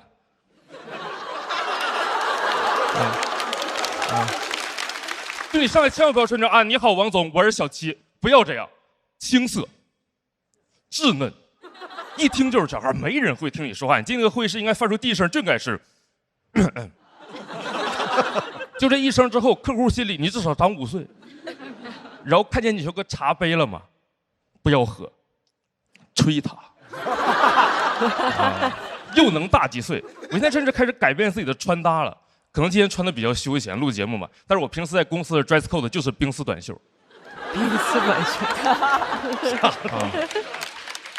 但是没有冰丝短袖，年轻朋友们也不要垂头丧气，你们有美团闪购有啊。30分钟，让你成为公司里最老的灯。美团闪购，Go Go Go 出发喽！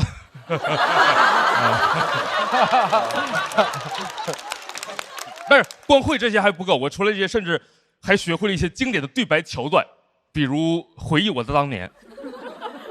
虽然我都没有当年，我正当年了。但是我现在就是零针起手。我们中午开完会，客户问我想吃点啥，话说一半都没有说完，说戚老师您今天，我说我能有今天呢？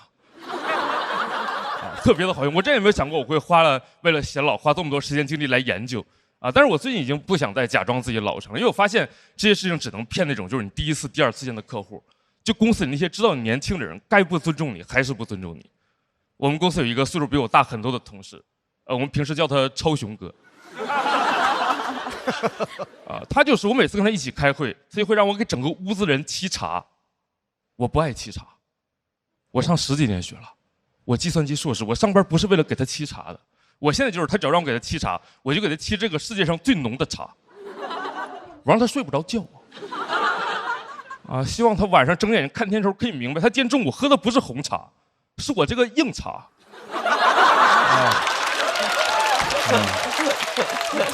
我都想好了，他下次再让我给他沏茶，我就那个茶砖塞他嘴里。这样虽然可能被开除拿不到 N+1，但是同事们都夸我 N+B。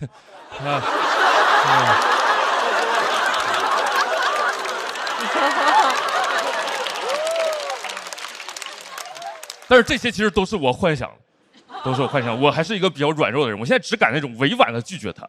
但是对于我自己来说也是进步了。前几天他又让我给他沏茶了，跟我说：“七来，你站起来给我们沏一下茶。”我说：“哥，我就不站起来了，我怕你抢我凳子。”我讲完了，谢谢你，拜拜。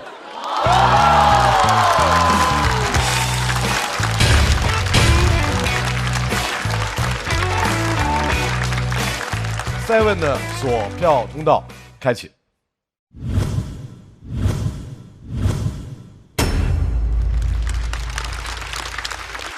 我觉得Seven表现其实还挺稳的，但可能像刚才几位讲的，讲职场的，可能大家已经胃口都被吊高了，好像职场的方方面面每个角度能想到，你们都被阐释得很好了。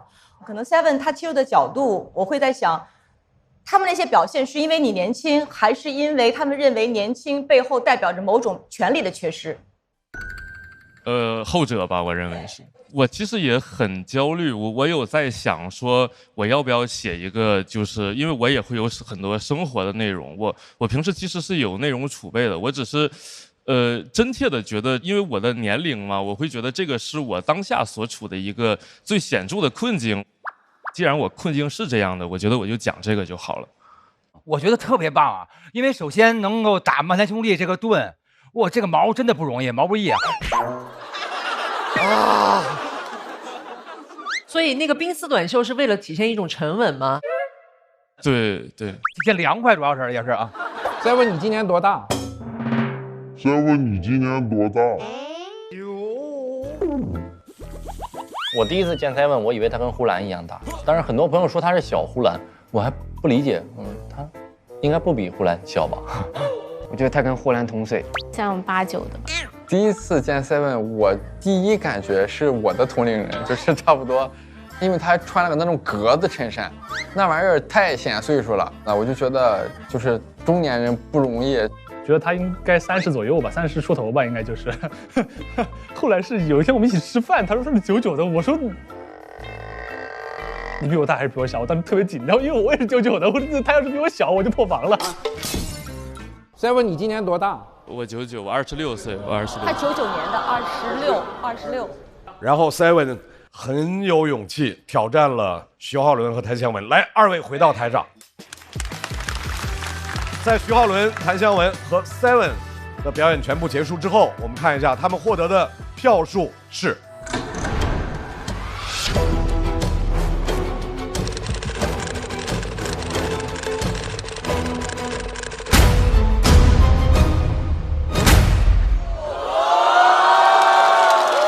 不低 ，Seven 很高的，可以 ，Seven 非常高，很棒 ，Seven。徐浩伦和谭湘文成功晋级。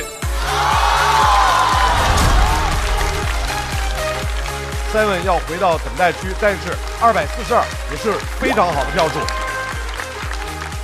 太稳了，特别好。我应该走不了吧？我应该走不了，应该走不了。太好了。因为胜出的是徐浩伦和谭湘文，所以盾阵营继续出人。马上盾阵营要出的这位，在去年大家看到他进入到了美妆赛道，今年呢他又换了耳麦式的表演，希望在接下来他能够给我们带来更多新的舞台风格。掌声欢迎贾浩。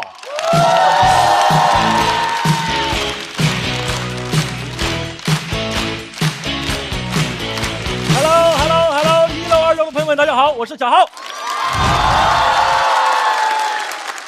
大家都知道比赛是一个很紧张的过程。前段时间为了缓解紧张，我还专门和我的好朋友梁海源，我们一起去了趟广州找好朋友玩。当时入住酒店的时候，前台大哥很热情，用一口广东普通话给我们办入住，在那儿，哪位是郎总？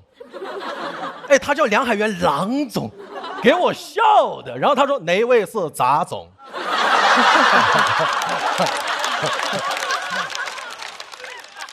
你就看着那个笑容从我脸上转移到了海源脸上，那一刻海笑了。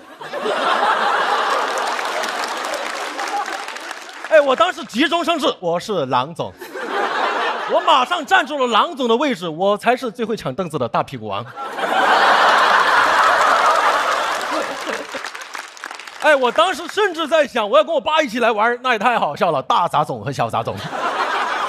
当然，我爸最近肯定没空干这个事情。我告诉你，我爸最近在忙什么？他每天生活重心就是在微博上面搜我的名字，给所有关于我的帖子控评。但很多关于我的帖子本来就没有评论。你们有给空评控过评吗？很多帖子下面就我爸一个人在那儿，浩哥真棒。哎，好不容易一条帖子3条评论，你点进去看，一条是我爸，一条是我妈，一条是评论罗伯特。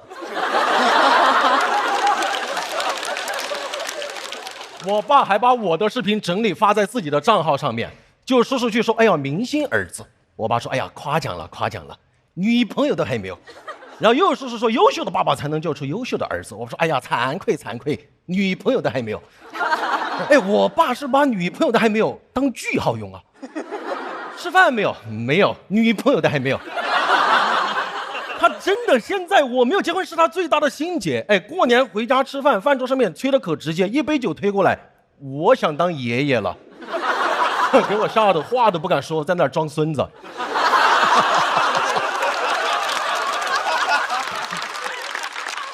哎，酒喝的越多，说话越不靠谱。说你必须得在上海买房，家里可以支持你，因为你必须要结婚。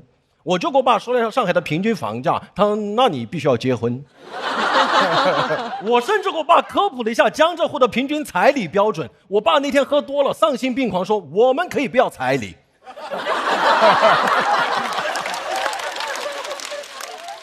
我们可以不要彩礼，安能辨我是雌雄啊。反正我爸现在线上催线下催，反倒小某书成了我唯独的净土。但1个月前我爸入侵了小某书，我是怎么发现的？因为他小某书的 ID 就是他本名，我爸实名上小某书。哎，你看你们父母的 ID 无外乎什么云淡风轻、海阔天空，我爸的 ID 就是我怕你们一会儿去搜他，毕竟没有几个人叫贾才。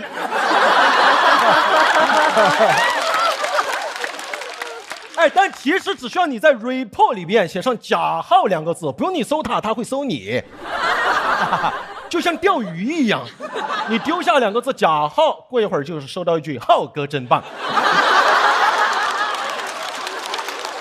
还运营小某书，各种发帖子。前段时间我妈妈过生日嘛，她就发条小某书，标题是祝老婆60岁生日快乐，封面放的是我穿泳装的照片。我发誓没有吹牛，封面放的是我穿泳装尾波冲浪的照片。你们有在自己父母主页擦过边吗？你说他懂互联网吧，他实名上网；你说他不懂吧，他知道什么照片有流量。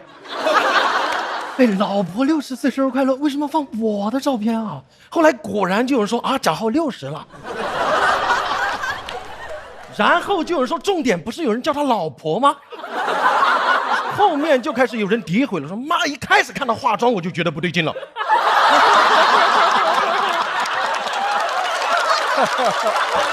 太会写这个，太会。我能够理解是观众在开玩笑玩梗嘛，但为什么还有观众说浩哥你穿泳装好好看啊？我听完我真的惭愧，我女朋友都还没有。甚至还有观众问，这么好看的泳装在哪里买的？这还用问吗？上美团闪购啊，30分钟好货到手。美团闪购这个速度快的，我这个泳装短的。你们看过《速度与激情》吗？哎，现在小某书泳装那条帖子已经有500多条评论了，我去看了一下，还有评论说夸我爸还是叔叔会玩互联网，我爸就回见笑了，只是简单的操作。我听完都气笑了，这还简单操作？你要复杂起来，我照片得打码了吧？哎，你的岁月静好是不是在擦边前行啊？我亲爱的大杂种。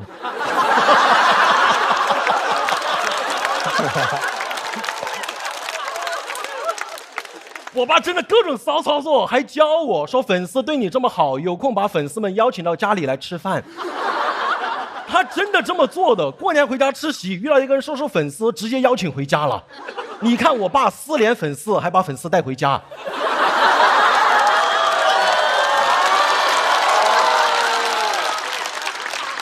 如果这个事情爆出来，我希望父母行为不要上升到本人啊。我当然知道这都是父母的爱。最后我想给大家分享一个前几天发生的消息，我妈也入驻小某书了，还找我要了一些照片。我去看了一下她主页，她现在什么都没发，但我知道她蓄势待发。她刚起号，她还在养号，但她没有用自己的名字，她养的还是个假号。不要去搜她，因为我妈妈的 ID 叫假号的妈妈。谢谢大家，我好，谢谢。这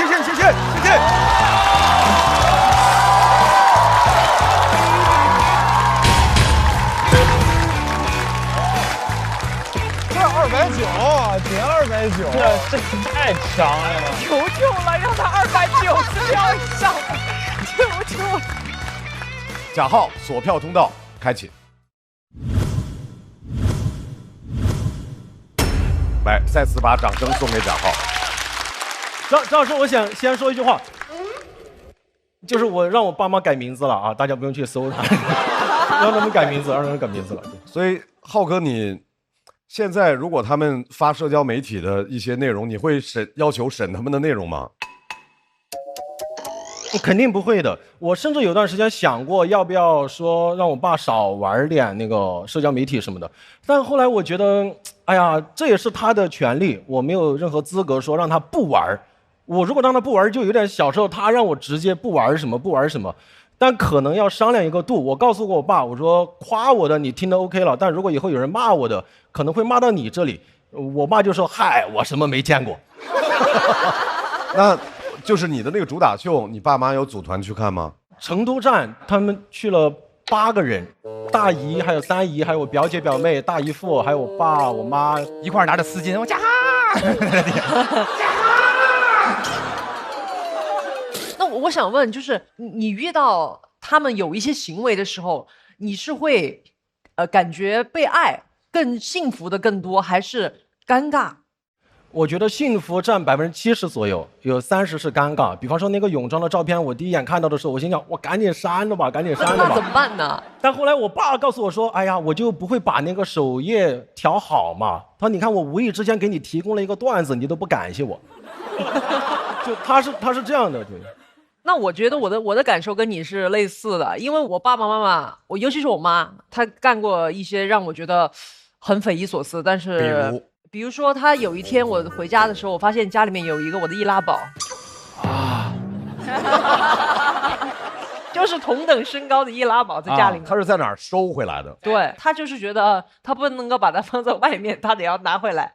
所以我回去的时候，我看见我自己的易拉宝在家里面，我觉得很诡异。现在在哪儿呢？现在也在家里面。春春老师，这个我非常感同身受。我们去年决赛的时候，每个人进决赛是有个大的海报的，好像有2米高。那个海报我寄回家之后，我妈就钉在了他们床头。对。一醒就能看到，他们说儿子与我们同在，就是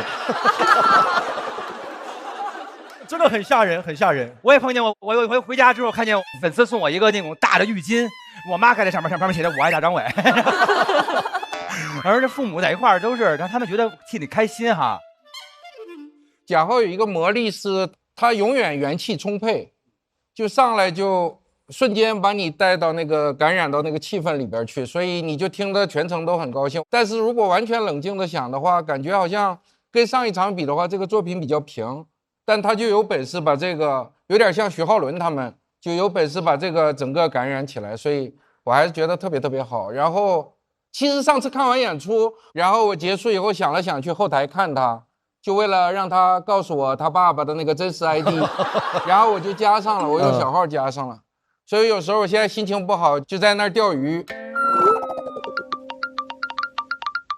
一互动我就特别开心。浩哥真棒，就是他的那个状态会感染到所有的人，特别好。我觉得你真的非常幸福啊！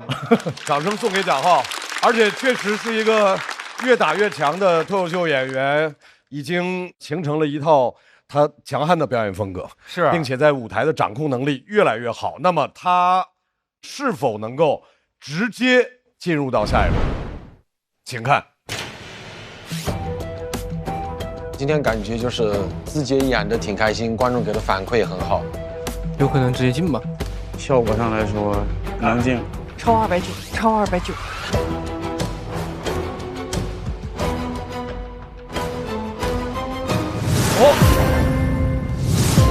哦，过了哦，贾浩厉害啊，厉害，直接晋级。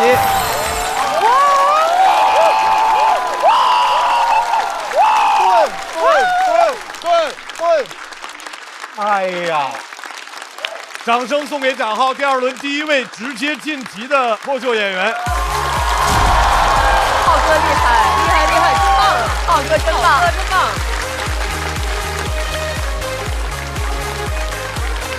我天哪！可这也太狠了！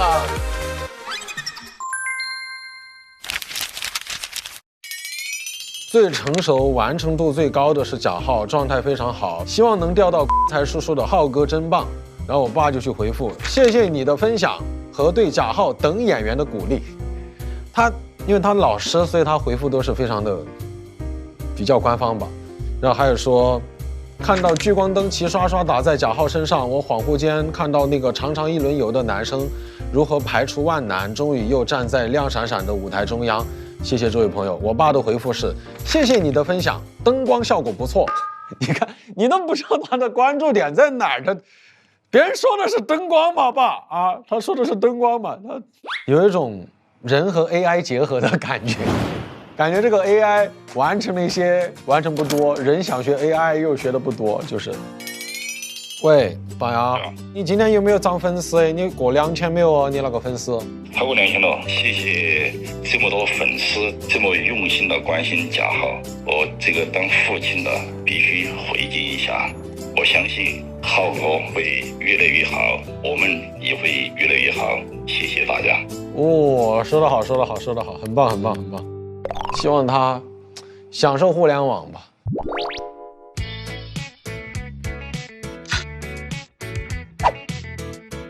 就像钓鱼一样，你丢下2个字贾浩，过一会儿就会说句浩哥真棒。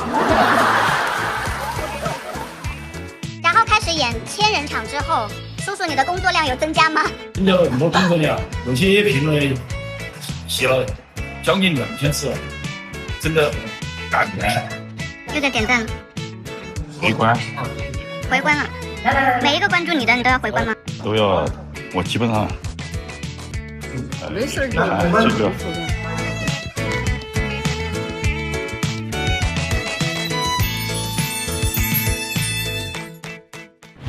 盾组下面派出来这位赵样强，加油，小丽姐！因为在上一轮表演当中，他跟我们分享了他不婚的选择和自由。这次他想给我们讲一讲他家人的故事。掌声欢迎王小丽。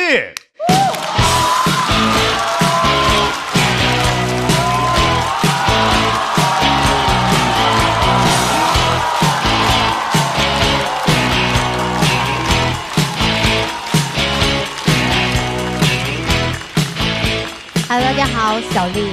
Hello。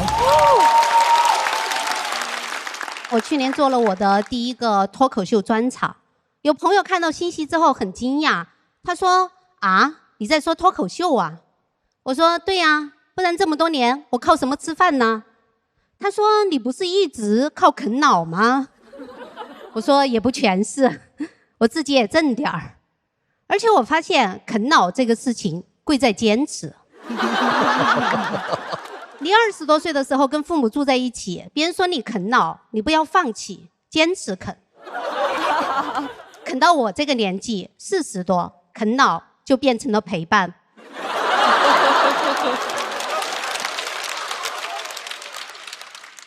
我现在已经是远近闻名的孝顺女儿了。我来自于一个4口之家，我妈、我弟还有我爸。虽然说是有一个弟弟，但是我们家特别的重女轻男。很多朋友去我家玩了之后，都会说，觉得我爸妈对我弟特别的不公平。我说为什么？他说因为家务活都是你弟在干呐。我说为什么要公平？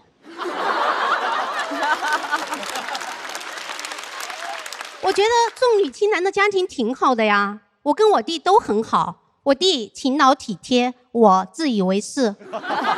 这2种品质在我们各自的性别里面都很稀缺。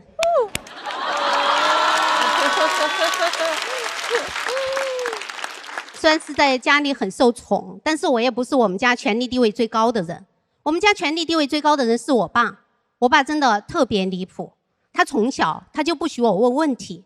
他跟我说，他说如果你什么都要问，别人就会觉得你很无知。那个时候我刚上幼儿园，我最害怕的就是别人觉得我无知。他还不许我笑，他跟我说，他说男笑痴，女笑怪。男笑痴，女笑怪，你们听过这句话吗？没有是吧？因为这是他自己编的。但从那以后我就不敢在家里笑，我实在忍不住了，我就出去笑。邻居们都在传，楼道里总是有奇怪的笑声。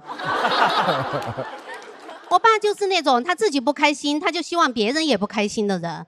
我小的时候他老是出差，每次出去他都会把家里的闭路线带走。闭路线就是接收电视信号的线，他就怕他不在家，我们看电视看得太开心了。但是他不知道，他不在家，我们已经很开心了。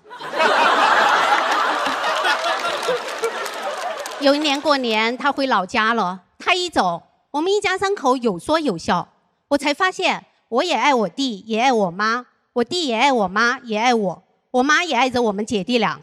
我们3个就是吉祥如意的一家呀。我爸脾气还特别差，老是无缘无故发脾气，还要让我给他道歉。我不道歉，他就绝食不吃饭。作为一个孝顺女儿，我只好跟他道歉。我说爸，我错了。一般家长遇到这种情况都会问你错在哪儿了，但是我爸不会，他会立刻原谅我，因为他也饿了。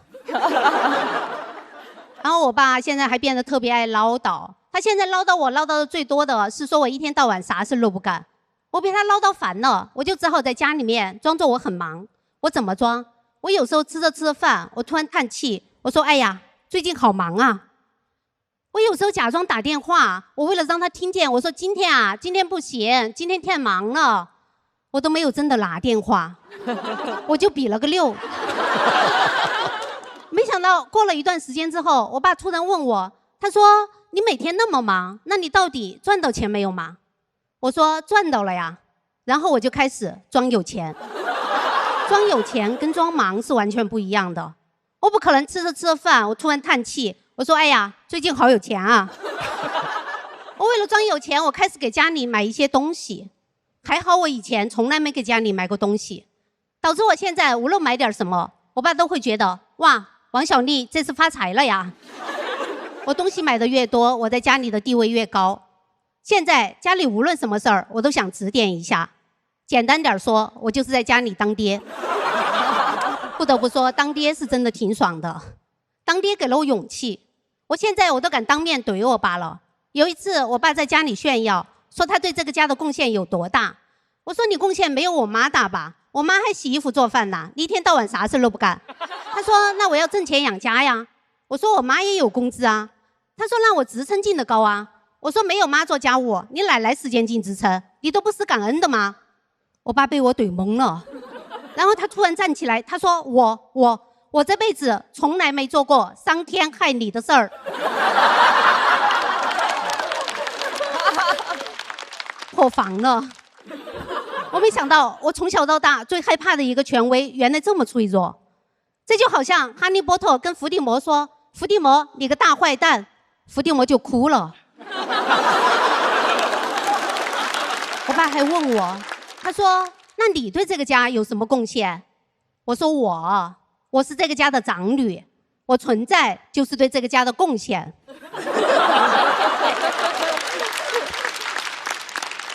我没有胡说哈，你们想一想，80年代在一个小镇上，一对夫妻如果没有孩子，别人背后怎么嚼舌根？你还怎么在单位立足？严格来说，是我给了你一个家。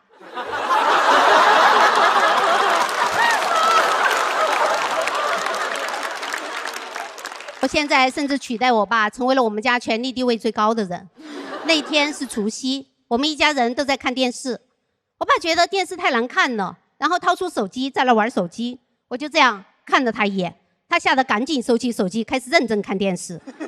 就那一刻，我们都没有说话，但我们知道权力的交接已经完成了。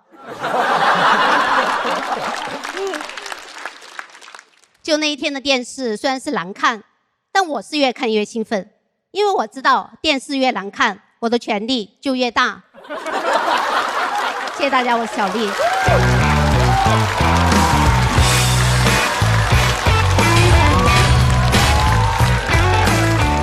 来，小丽的锁票通道开启。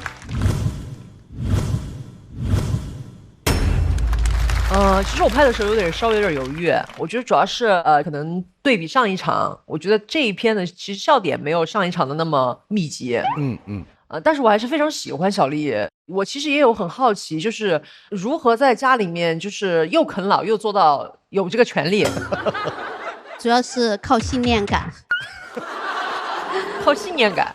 对，因为可能在家里比较受宠吧，因为我出生的时候，我外婆就跟我妈说，她说你要对女儿好，因为女儿是女王，所以我从小家里人就对我很好。然后我妈怀我弟的时候，听到院子里的叔叔阿姨有逗我嘛，就说爸爸妈妈有了弟弟之后就不爱你了。然后我妈听到这个话之后，就跟我爸商量说，以后要更爱姐姐，不能让她觉得被忽视了。所以一直在家里比较受宠，然后信念感强一点，就能够。这还是个很幸福的家庭。算是吧。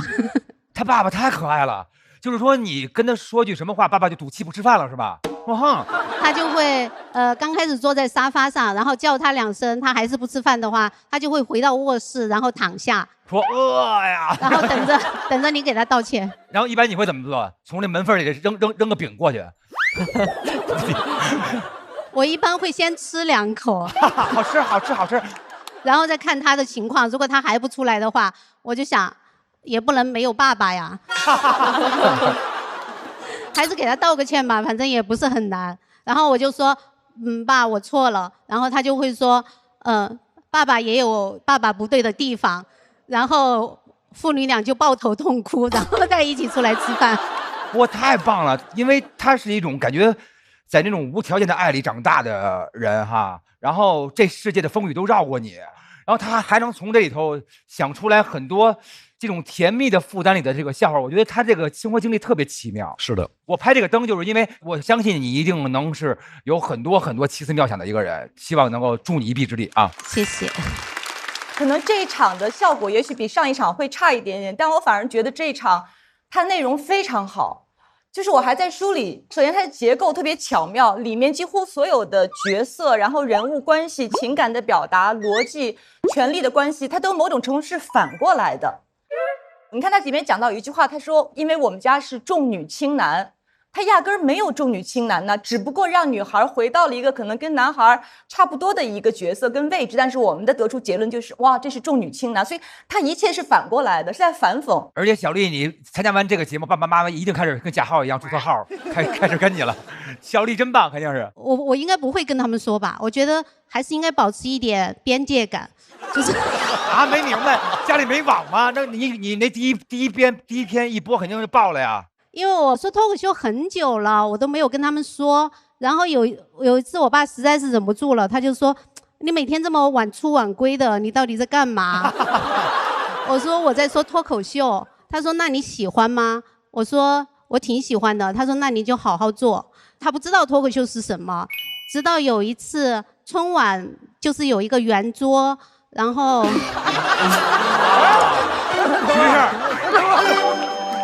有一些人站起来说脱口秀，然后看完之后，我爸妈都沉默了，然后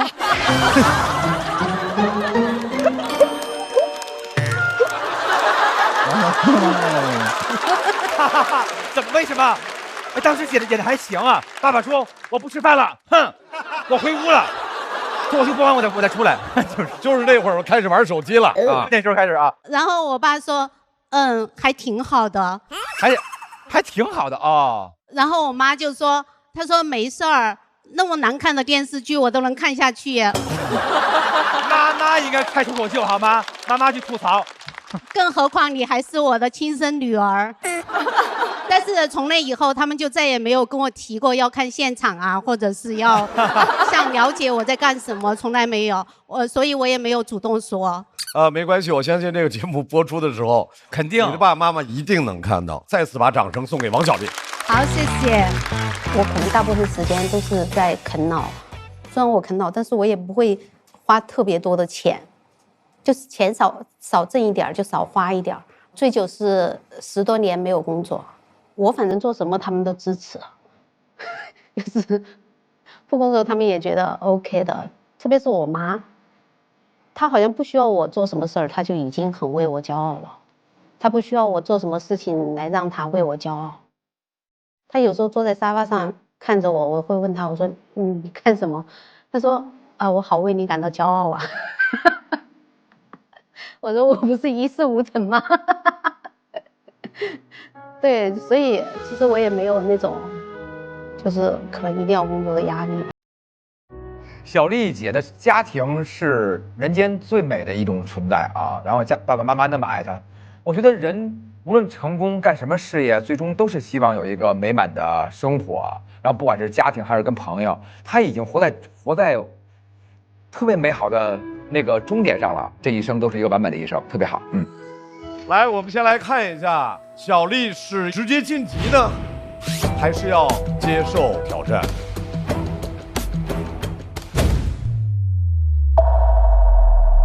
在王小丽的表演结束之后，毛组开启抢麦。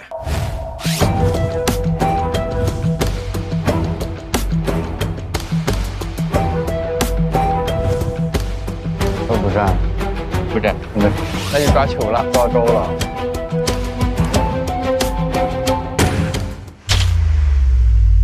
啊，没人站，因为没有人站，所以抱歉，小丽，你必须要启动由你来进行选择的程序了。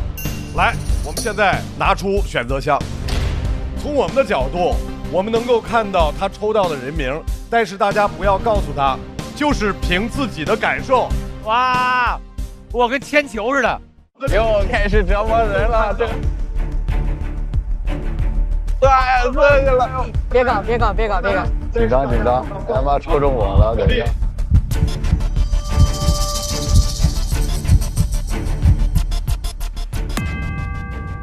什么呀？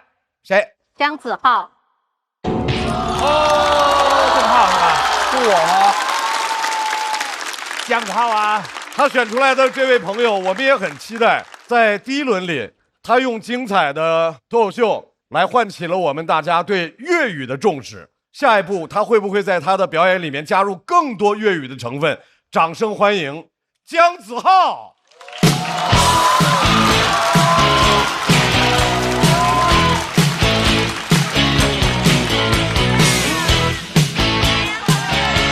谢谢，大家好，我子浩。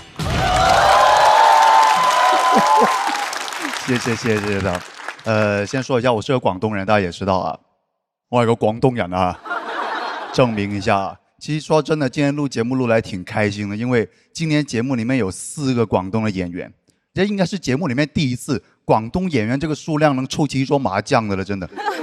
我们第1轮录制的时候，我们4个广东人在个采访间里面老开心了，说什么？我还对着镜头说，前3名我们4个都不够分的，真的。然后我还跟另外一个广东的演员要鸡翅嘛，我还跟他说什么？哎呀，我们2个谁来当第1好了？你觉得？我让你啦，要不你第1，我第2咯啊？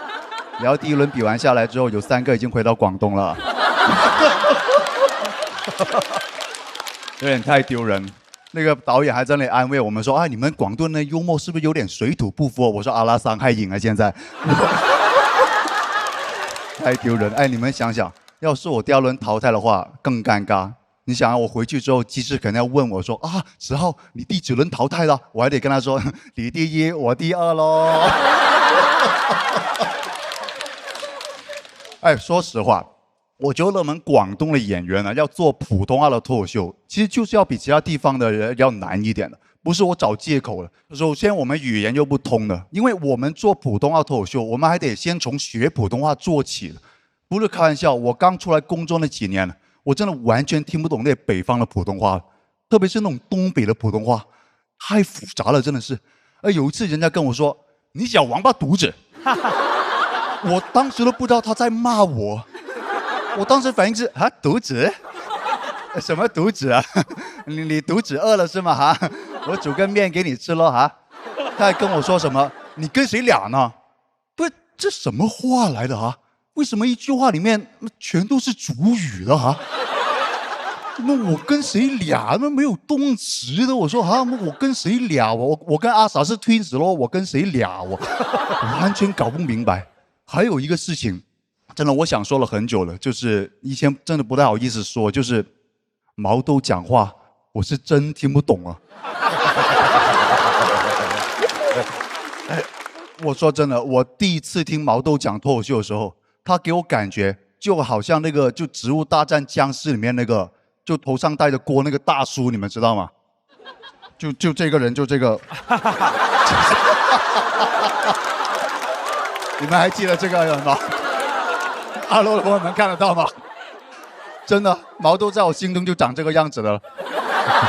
那个法子。所以你知道，我第一次听毛豆讲脱口秀的时候，他在我耳朵里的感觉就是。鲁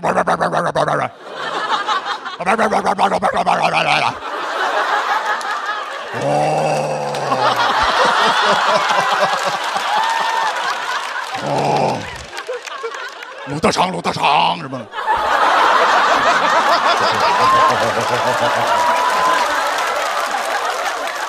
完全搞不明白，我老觉得我奶奶那个坏了的收音机声音都比她清晰了，真的是。哎呦，这个事情我疑惑了很久了，之前一直不太敢说，就是我感觉怎么大家都听得懂的哈，你们啊，明明你们讲话也不是这样子的哈，我觉得肯定有人跟我一样，其实在装懂的，你知道啊，就怕被别人嘲笑啊，是吧？毛豆的新衣这个就是。绝对是这样子的，我想想都生气的，因为我的普通话经常有人说听不懂的，为什么毛豆的你们就都能听得懂的哈？你们试试啊，让毛豆去给那个广东的老板做演出啊，毛豆会哭着回去找他老豆了，你知道吗？广东的老板看了都会说这个毛豆搞毛啊，一点都不逗啊，水土不服，我跟你说肯定。而且广东演员还有一点是最难的，就是你知道广东这个地方，它本身其实不太重视脱口秀这种什么文化娱乐的。跟上海相比啊，我感觉广东的本地人呢，他们就想着吃，真的，一天到晚就知道吃的。我回到老家跟我那个朋友说，我说哎呀，在上海不好混呢。他说对呀，上海是没什么好吃的。我说我的意思是工作上不顺心啊。他说哦，那看看等一下吃什么咯。我跟他说：“哎呀，节目太难了，年年都在那里瞎搞。”他说：“瞎搞？好啊，老板，来2笼虾饺了啊！”我跟他说，广东人对吃有多么在乎啊！真人真事啊！我在广东做我那个粤语的专场的时候，经常演到后面，会有观众直接站起来走了，我都不知道干什么。我说怎么了？是我演的不好吗？他说不是，我要去吃夜宵了。他说啊，你演的挺好的，但是排号排到我了。广东人对吃那个执念真的匪夷所思了，就是在他心里，姜子浩哪有 A18号重要啊，对吧？我们广东人就是这样的，有上顿有下顿的，我们就真的太爱吃了。你们想想，就是广东啊，连骂人那个话都是让人家吃东西了，对吧？你们记得张学友那个经典的表情包吗？你别管他让你吃什么，是不是让你们吃东西了哈？就是这么爱吃东西，我们吃东西了你。真，我们广东演员的现状就是这样子了，在外面很难吃上饭，回到广东就只剩下吃饭的了。我们，所以其实我们呢，跟其他演员相比，广东演员最大的优势或者说特点嘛，其实就是我们会粤语。本来我今天上节目，在这个舞台上，我最大的愿望就能展示一段粤语的脱口秀，然后笑死你们。我本来想的是，但最大的问题你们也知道了，就是现场的大家基本上是不可能听得懂的广东毛豆。我现在就是。我想过很多办法的了，我还跟节目组讨论过了。我说啊，能不能现场弄个字幕啊什么的？人家节目组说很难的，搞不了了。搞了半天，我广东那个同事最后给我出了一个主意，他说子浩有没有可能啊？你就直接现场给大家翻译。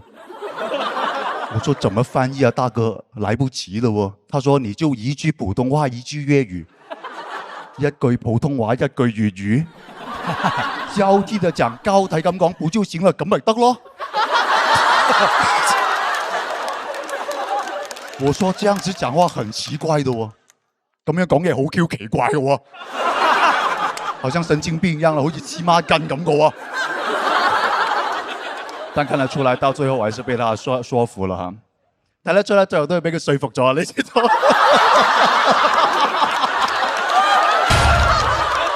這個我喜歡，這個好，這個好，就是一直莫名其妙的瞎折騰。哎，因為我仔細想想還挺好的，因為其實諗下都幾好喎。係啦呀，哎，首先我可以在我粵語的部分夾帶私貨，首先我可以約呢一 part 夾帶私貨啊嘛，係咪先？因為反正大家係聽不懂啦，呢個光就真係幽默夠靚仔嘅啫。先把自己哄開心了，我不管了哈。而且來順便讓他感受一下粵語的那個魅力嘛，因為大家也知道了，粵語呢有9聲6調的，所以很多人都知道，就是那個古詩詞，很多古詩詞哈，就是用粵語來念會比較有韻味一點，會比較有味道一點的。那麼最後呢，我就給大家小小的展示一下啊，一首粵語朗誦《靜夜思》送給大家，好不好？靜夜思。李白，你們練詩不練奏摺的嗎？真不專業的，你們真是。床前明月光，疑是地上霜。只好棟篤笑，得閒捧下場啊！謝謝大家，謝謝。多謝。來，在姜子浩的表演結束之後，大家拿出手中的投票器 ，OK 鍵確認。姜子浩索票通道開啟。姜子浩老師，你最後一句夾帶的私貨到底是什麼？對，就宣傳了一下我的粵語專場嘛，就說姜子浩的脫口秀有空來捧捧場了。我雖然不懂粵語，但是我覺得以脫口秀演員的能力，到了夾雜私貨的時候了。是，我太喜歡了，我覺得子浩今年可以啊。謝。我越來越棒了，因為確實之前我參加過好幾季咱們節目，他之前只是靠發瘋嘛，那次就一下就炸了。這現在是很穩，就是非常的棒，非常的棒。那個你說廣東人聽東北人說話費勁，我是北京人吧，我跟廣東人點個餐那費勁費瘋了。我想點香腸，我說給我來個腸，他說你是要紅茶還是要綠茶？我說我要香腸，他說我們這兒的茶都很香啊，他聽不了。他不知道什麼叫香腸。你有沒有想過，就是你語速有時候別人確實也難聽懂。我点餐是很慢的。你确定吗？我跟他说你好，我是大张伟，我语速很慢的。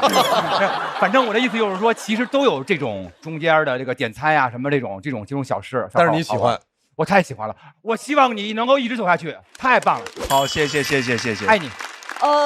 我跟那个罗老师没有拍，我其实觉得子浩这段讲得很好，但是你用了2个道具，一张画和擦汗的那个纸巾，我觉得擦汗那个纸巾是有效果的，拿出那个画，其实我觉得效果不是特别的明显，我个人觉得它有效果，但是它这个只是因为动作好笑，但这个内容本身，我觉得它其实没有达到那个后来擦汗的那个效果。是，其实子浩讲这些我还挺理解的，因为虽然我们所在的方言区大家都能听懂，但是我年轻时候有一个偏见，老觉得北方的作家写文章文字生动，然后南方的就不够生动，一直这么想。后来直到认识了一些南方的作家，他们说你这个就是北方文化自我中心。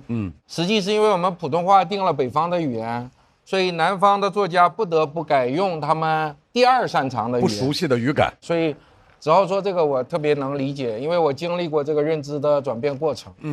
但是没拍主要是上一场实在太精彩了。今天呢，因为还在同一个话题里，那我心里就会期待说能不能再突破一下，但基本上是平的，甚至是略有下降。对，来我们看，子浩第2场仍然选择了讲粤语，固定题目、固定方向。其实对于脱口秀演员是自己在给自己加码。但是我觉得子浩已经交了非常非常好的答卷。那么在子浩的表演结束之后，小丽回到舞台。在王小丽和子浩2个人的表演结束之后，我们来看一下王小丽和姜子浩最终的得票情况。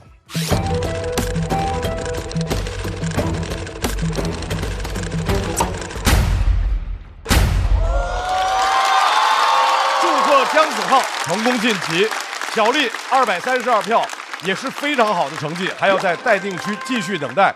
子浩晋级。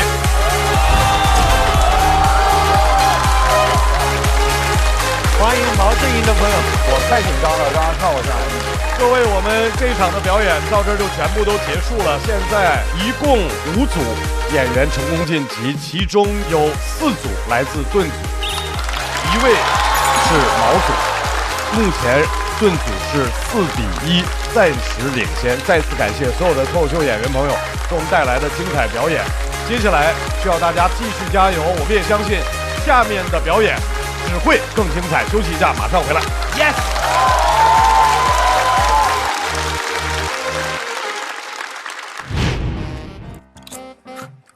小蘭哥，通常跟別的演員交朋友，但是他聽同我講嘢啊，點算呢？不好意思，你說啥這是？交朋友啊，聽明？不是，那你可以用樂視跟他們交流呀。這麼離譜，大佬。哎，你怎麼知道樂視出了新口味？清新芥香味，就是這麼離譜。那我試試。確實是偏偏薄脆哇！哎，我之前超愛吃樂視的原味的。但是咱們先拋開樂視不談了，拋不開，根本拋不開。聊天就要吃樂視，你聽着咔哧咔哧的聲音，節目熱鬧，肯定不會冷場的呀。咁我攞去同老豆試下先嚇。怎麼又聽不懂啊？目前毛陣營有4組完成了表演，而盾陣營有5組完成了表演。接下來的比賽會更加精彩。在他之前，我沒有對誰的生氣這麼的着迷，覺得有一種特別被解放的感覺。這是我的禮物嗎？我的生日還沒到呢。我非常後悔沒拍這個檔。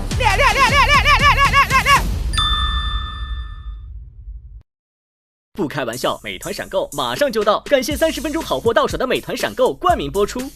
番茄是個寶，茄皇錯不了，感謝約一顆陽光番茄在裡面的茄皇聯合贊助播出，讓生活更開心。感謝國民白酒老村長特約贊助播出。96倍乳黃金續航母源自護理，感謝守護寶寶閃耀成長的 A2 子藥 HMO 嬰幼兒奶粉贊助播出。找回狀態，脈動回來，感謝隨時隨地幫你 call back 好狀態的脈動行業贊助播出。聊天吃樂事，分享更快樂。本節目由片片薄脆樂事不停的樂事贊助播出。真好笑，真有機。本節目由3方認證真有機的海天有機贊助播出。脫口秀和他的朋友們第2季，每週5週6中午12點更新，會員搶先看1週。延伸節目，朋友們和他的脫口秀，每週1 12點更新 ，SVIP 搶先看1天，還有超多幕後視頻不定期掉落，記得準時追更哦。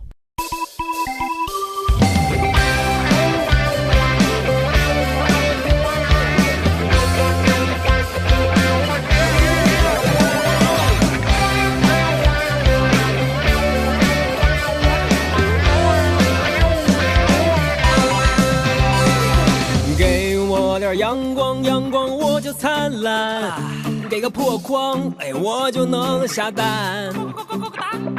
给我坨大蒜，大蒜就能下饭，谁都拦不住我，都我自己玩。给我一个木马，我就开始旋转，给我一个猪圈，我就开始撒欢。给我一顿臭马屁头有概念，我反弹反弹反弹，我反弹。天生就是自来嗨，原因留给别人猜，管他该来不该来，心不菜就不该打不败。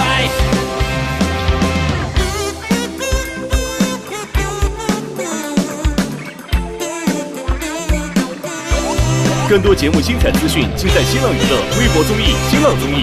感谢新浪新闻、腾讯新闻、腾讯娱乐、易立群传媒、最人物、他刊、扣儿小姐、王半仙、跳海大院对本节目的大力支持。偏不看，给包鲜艳。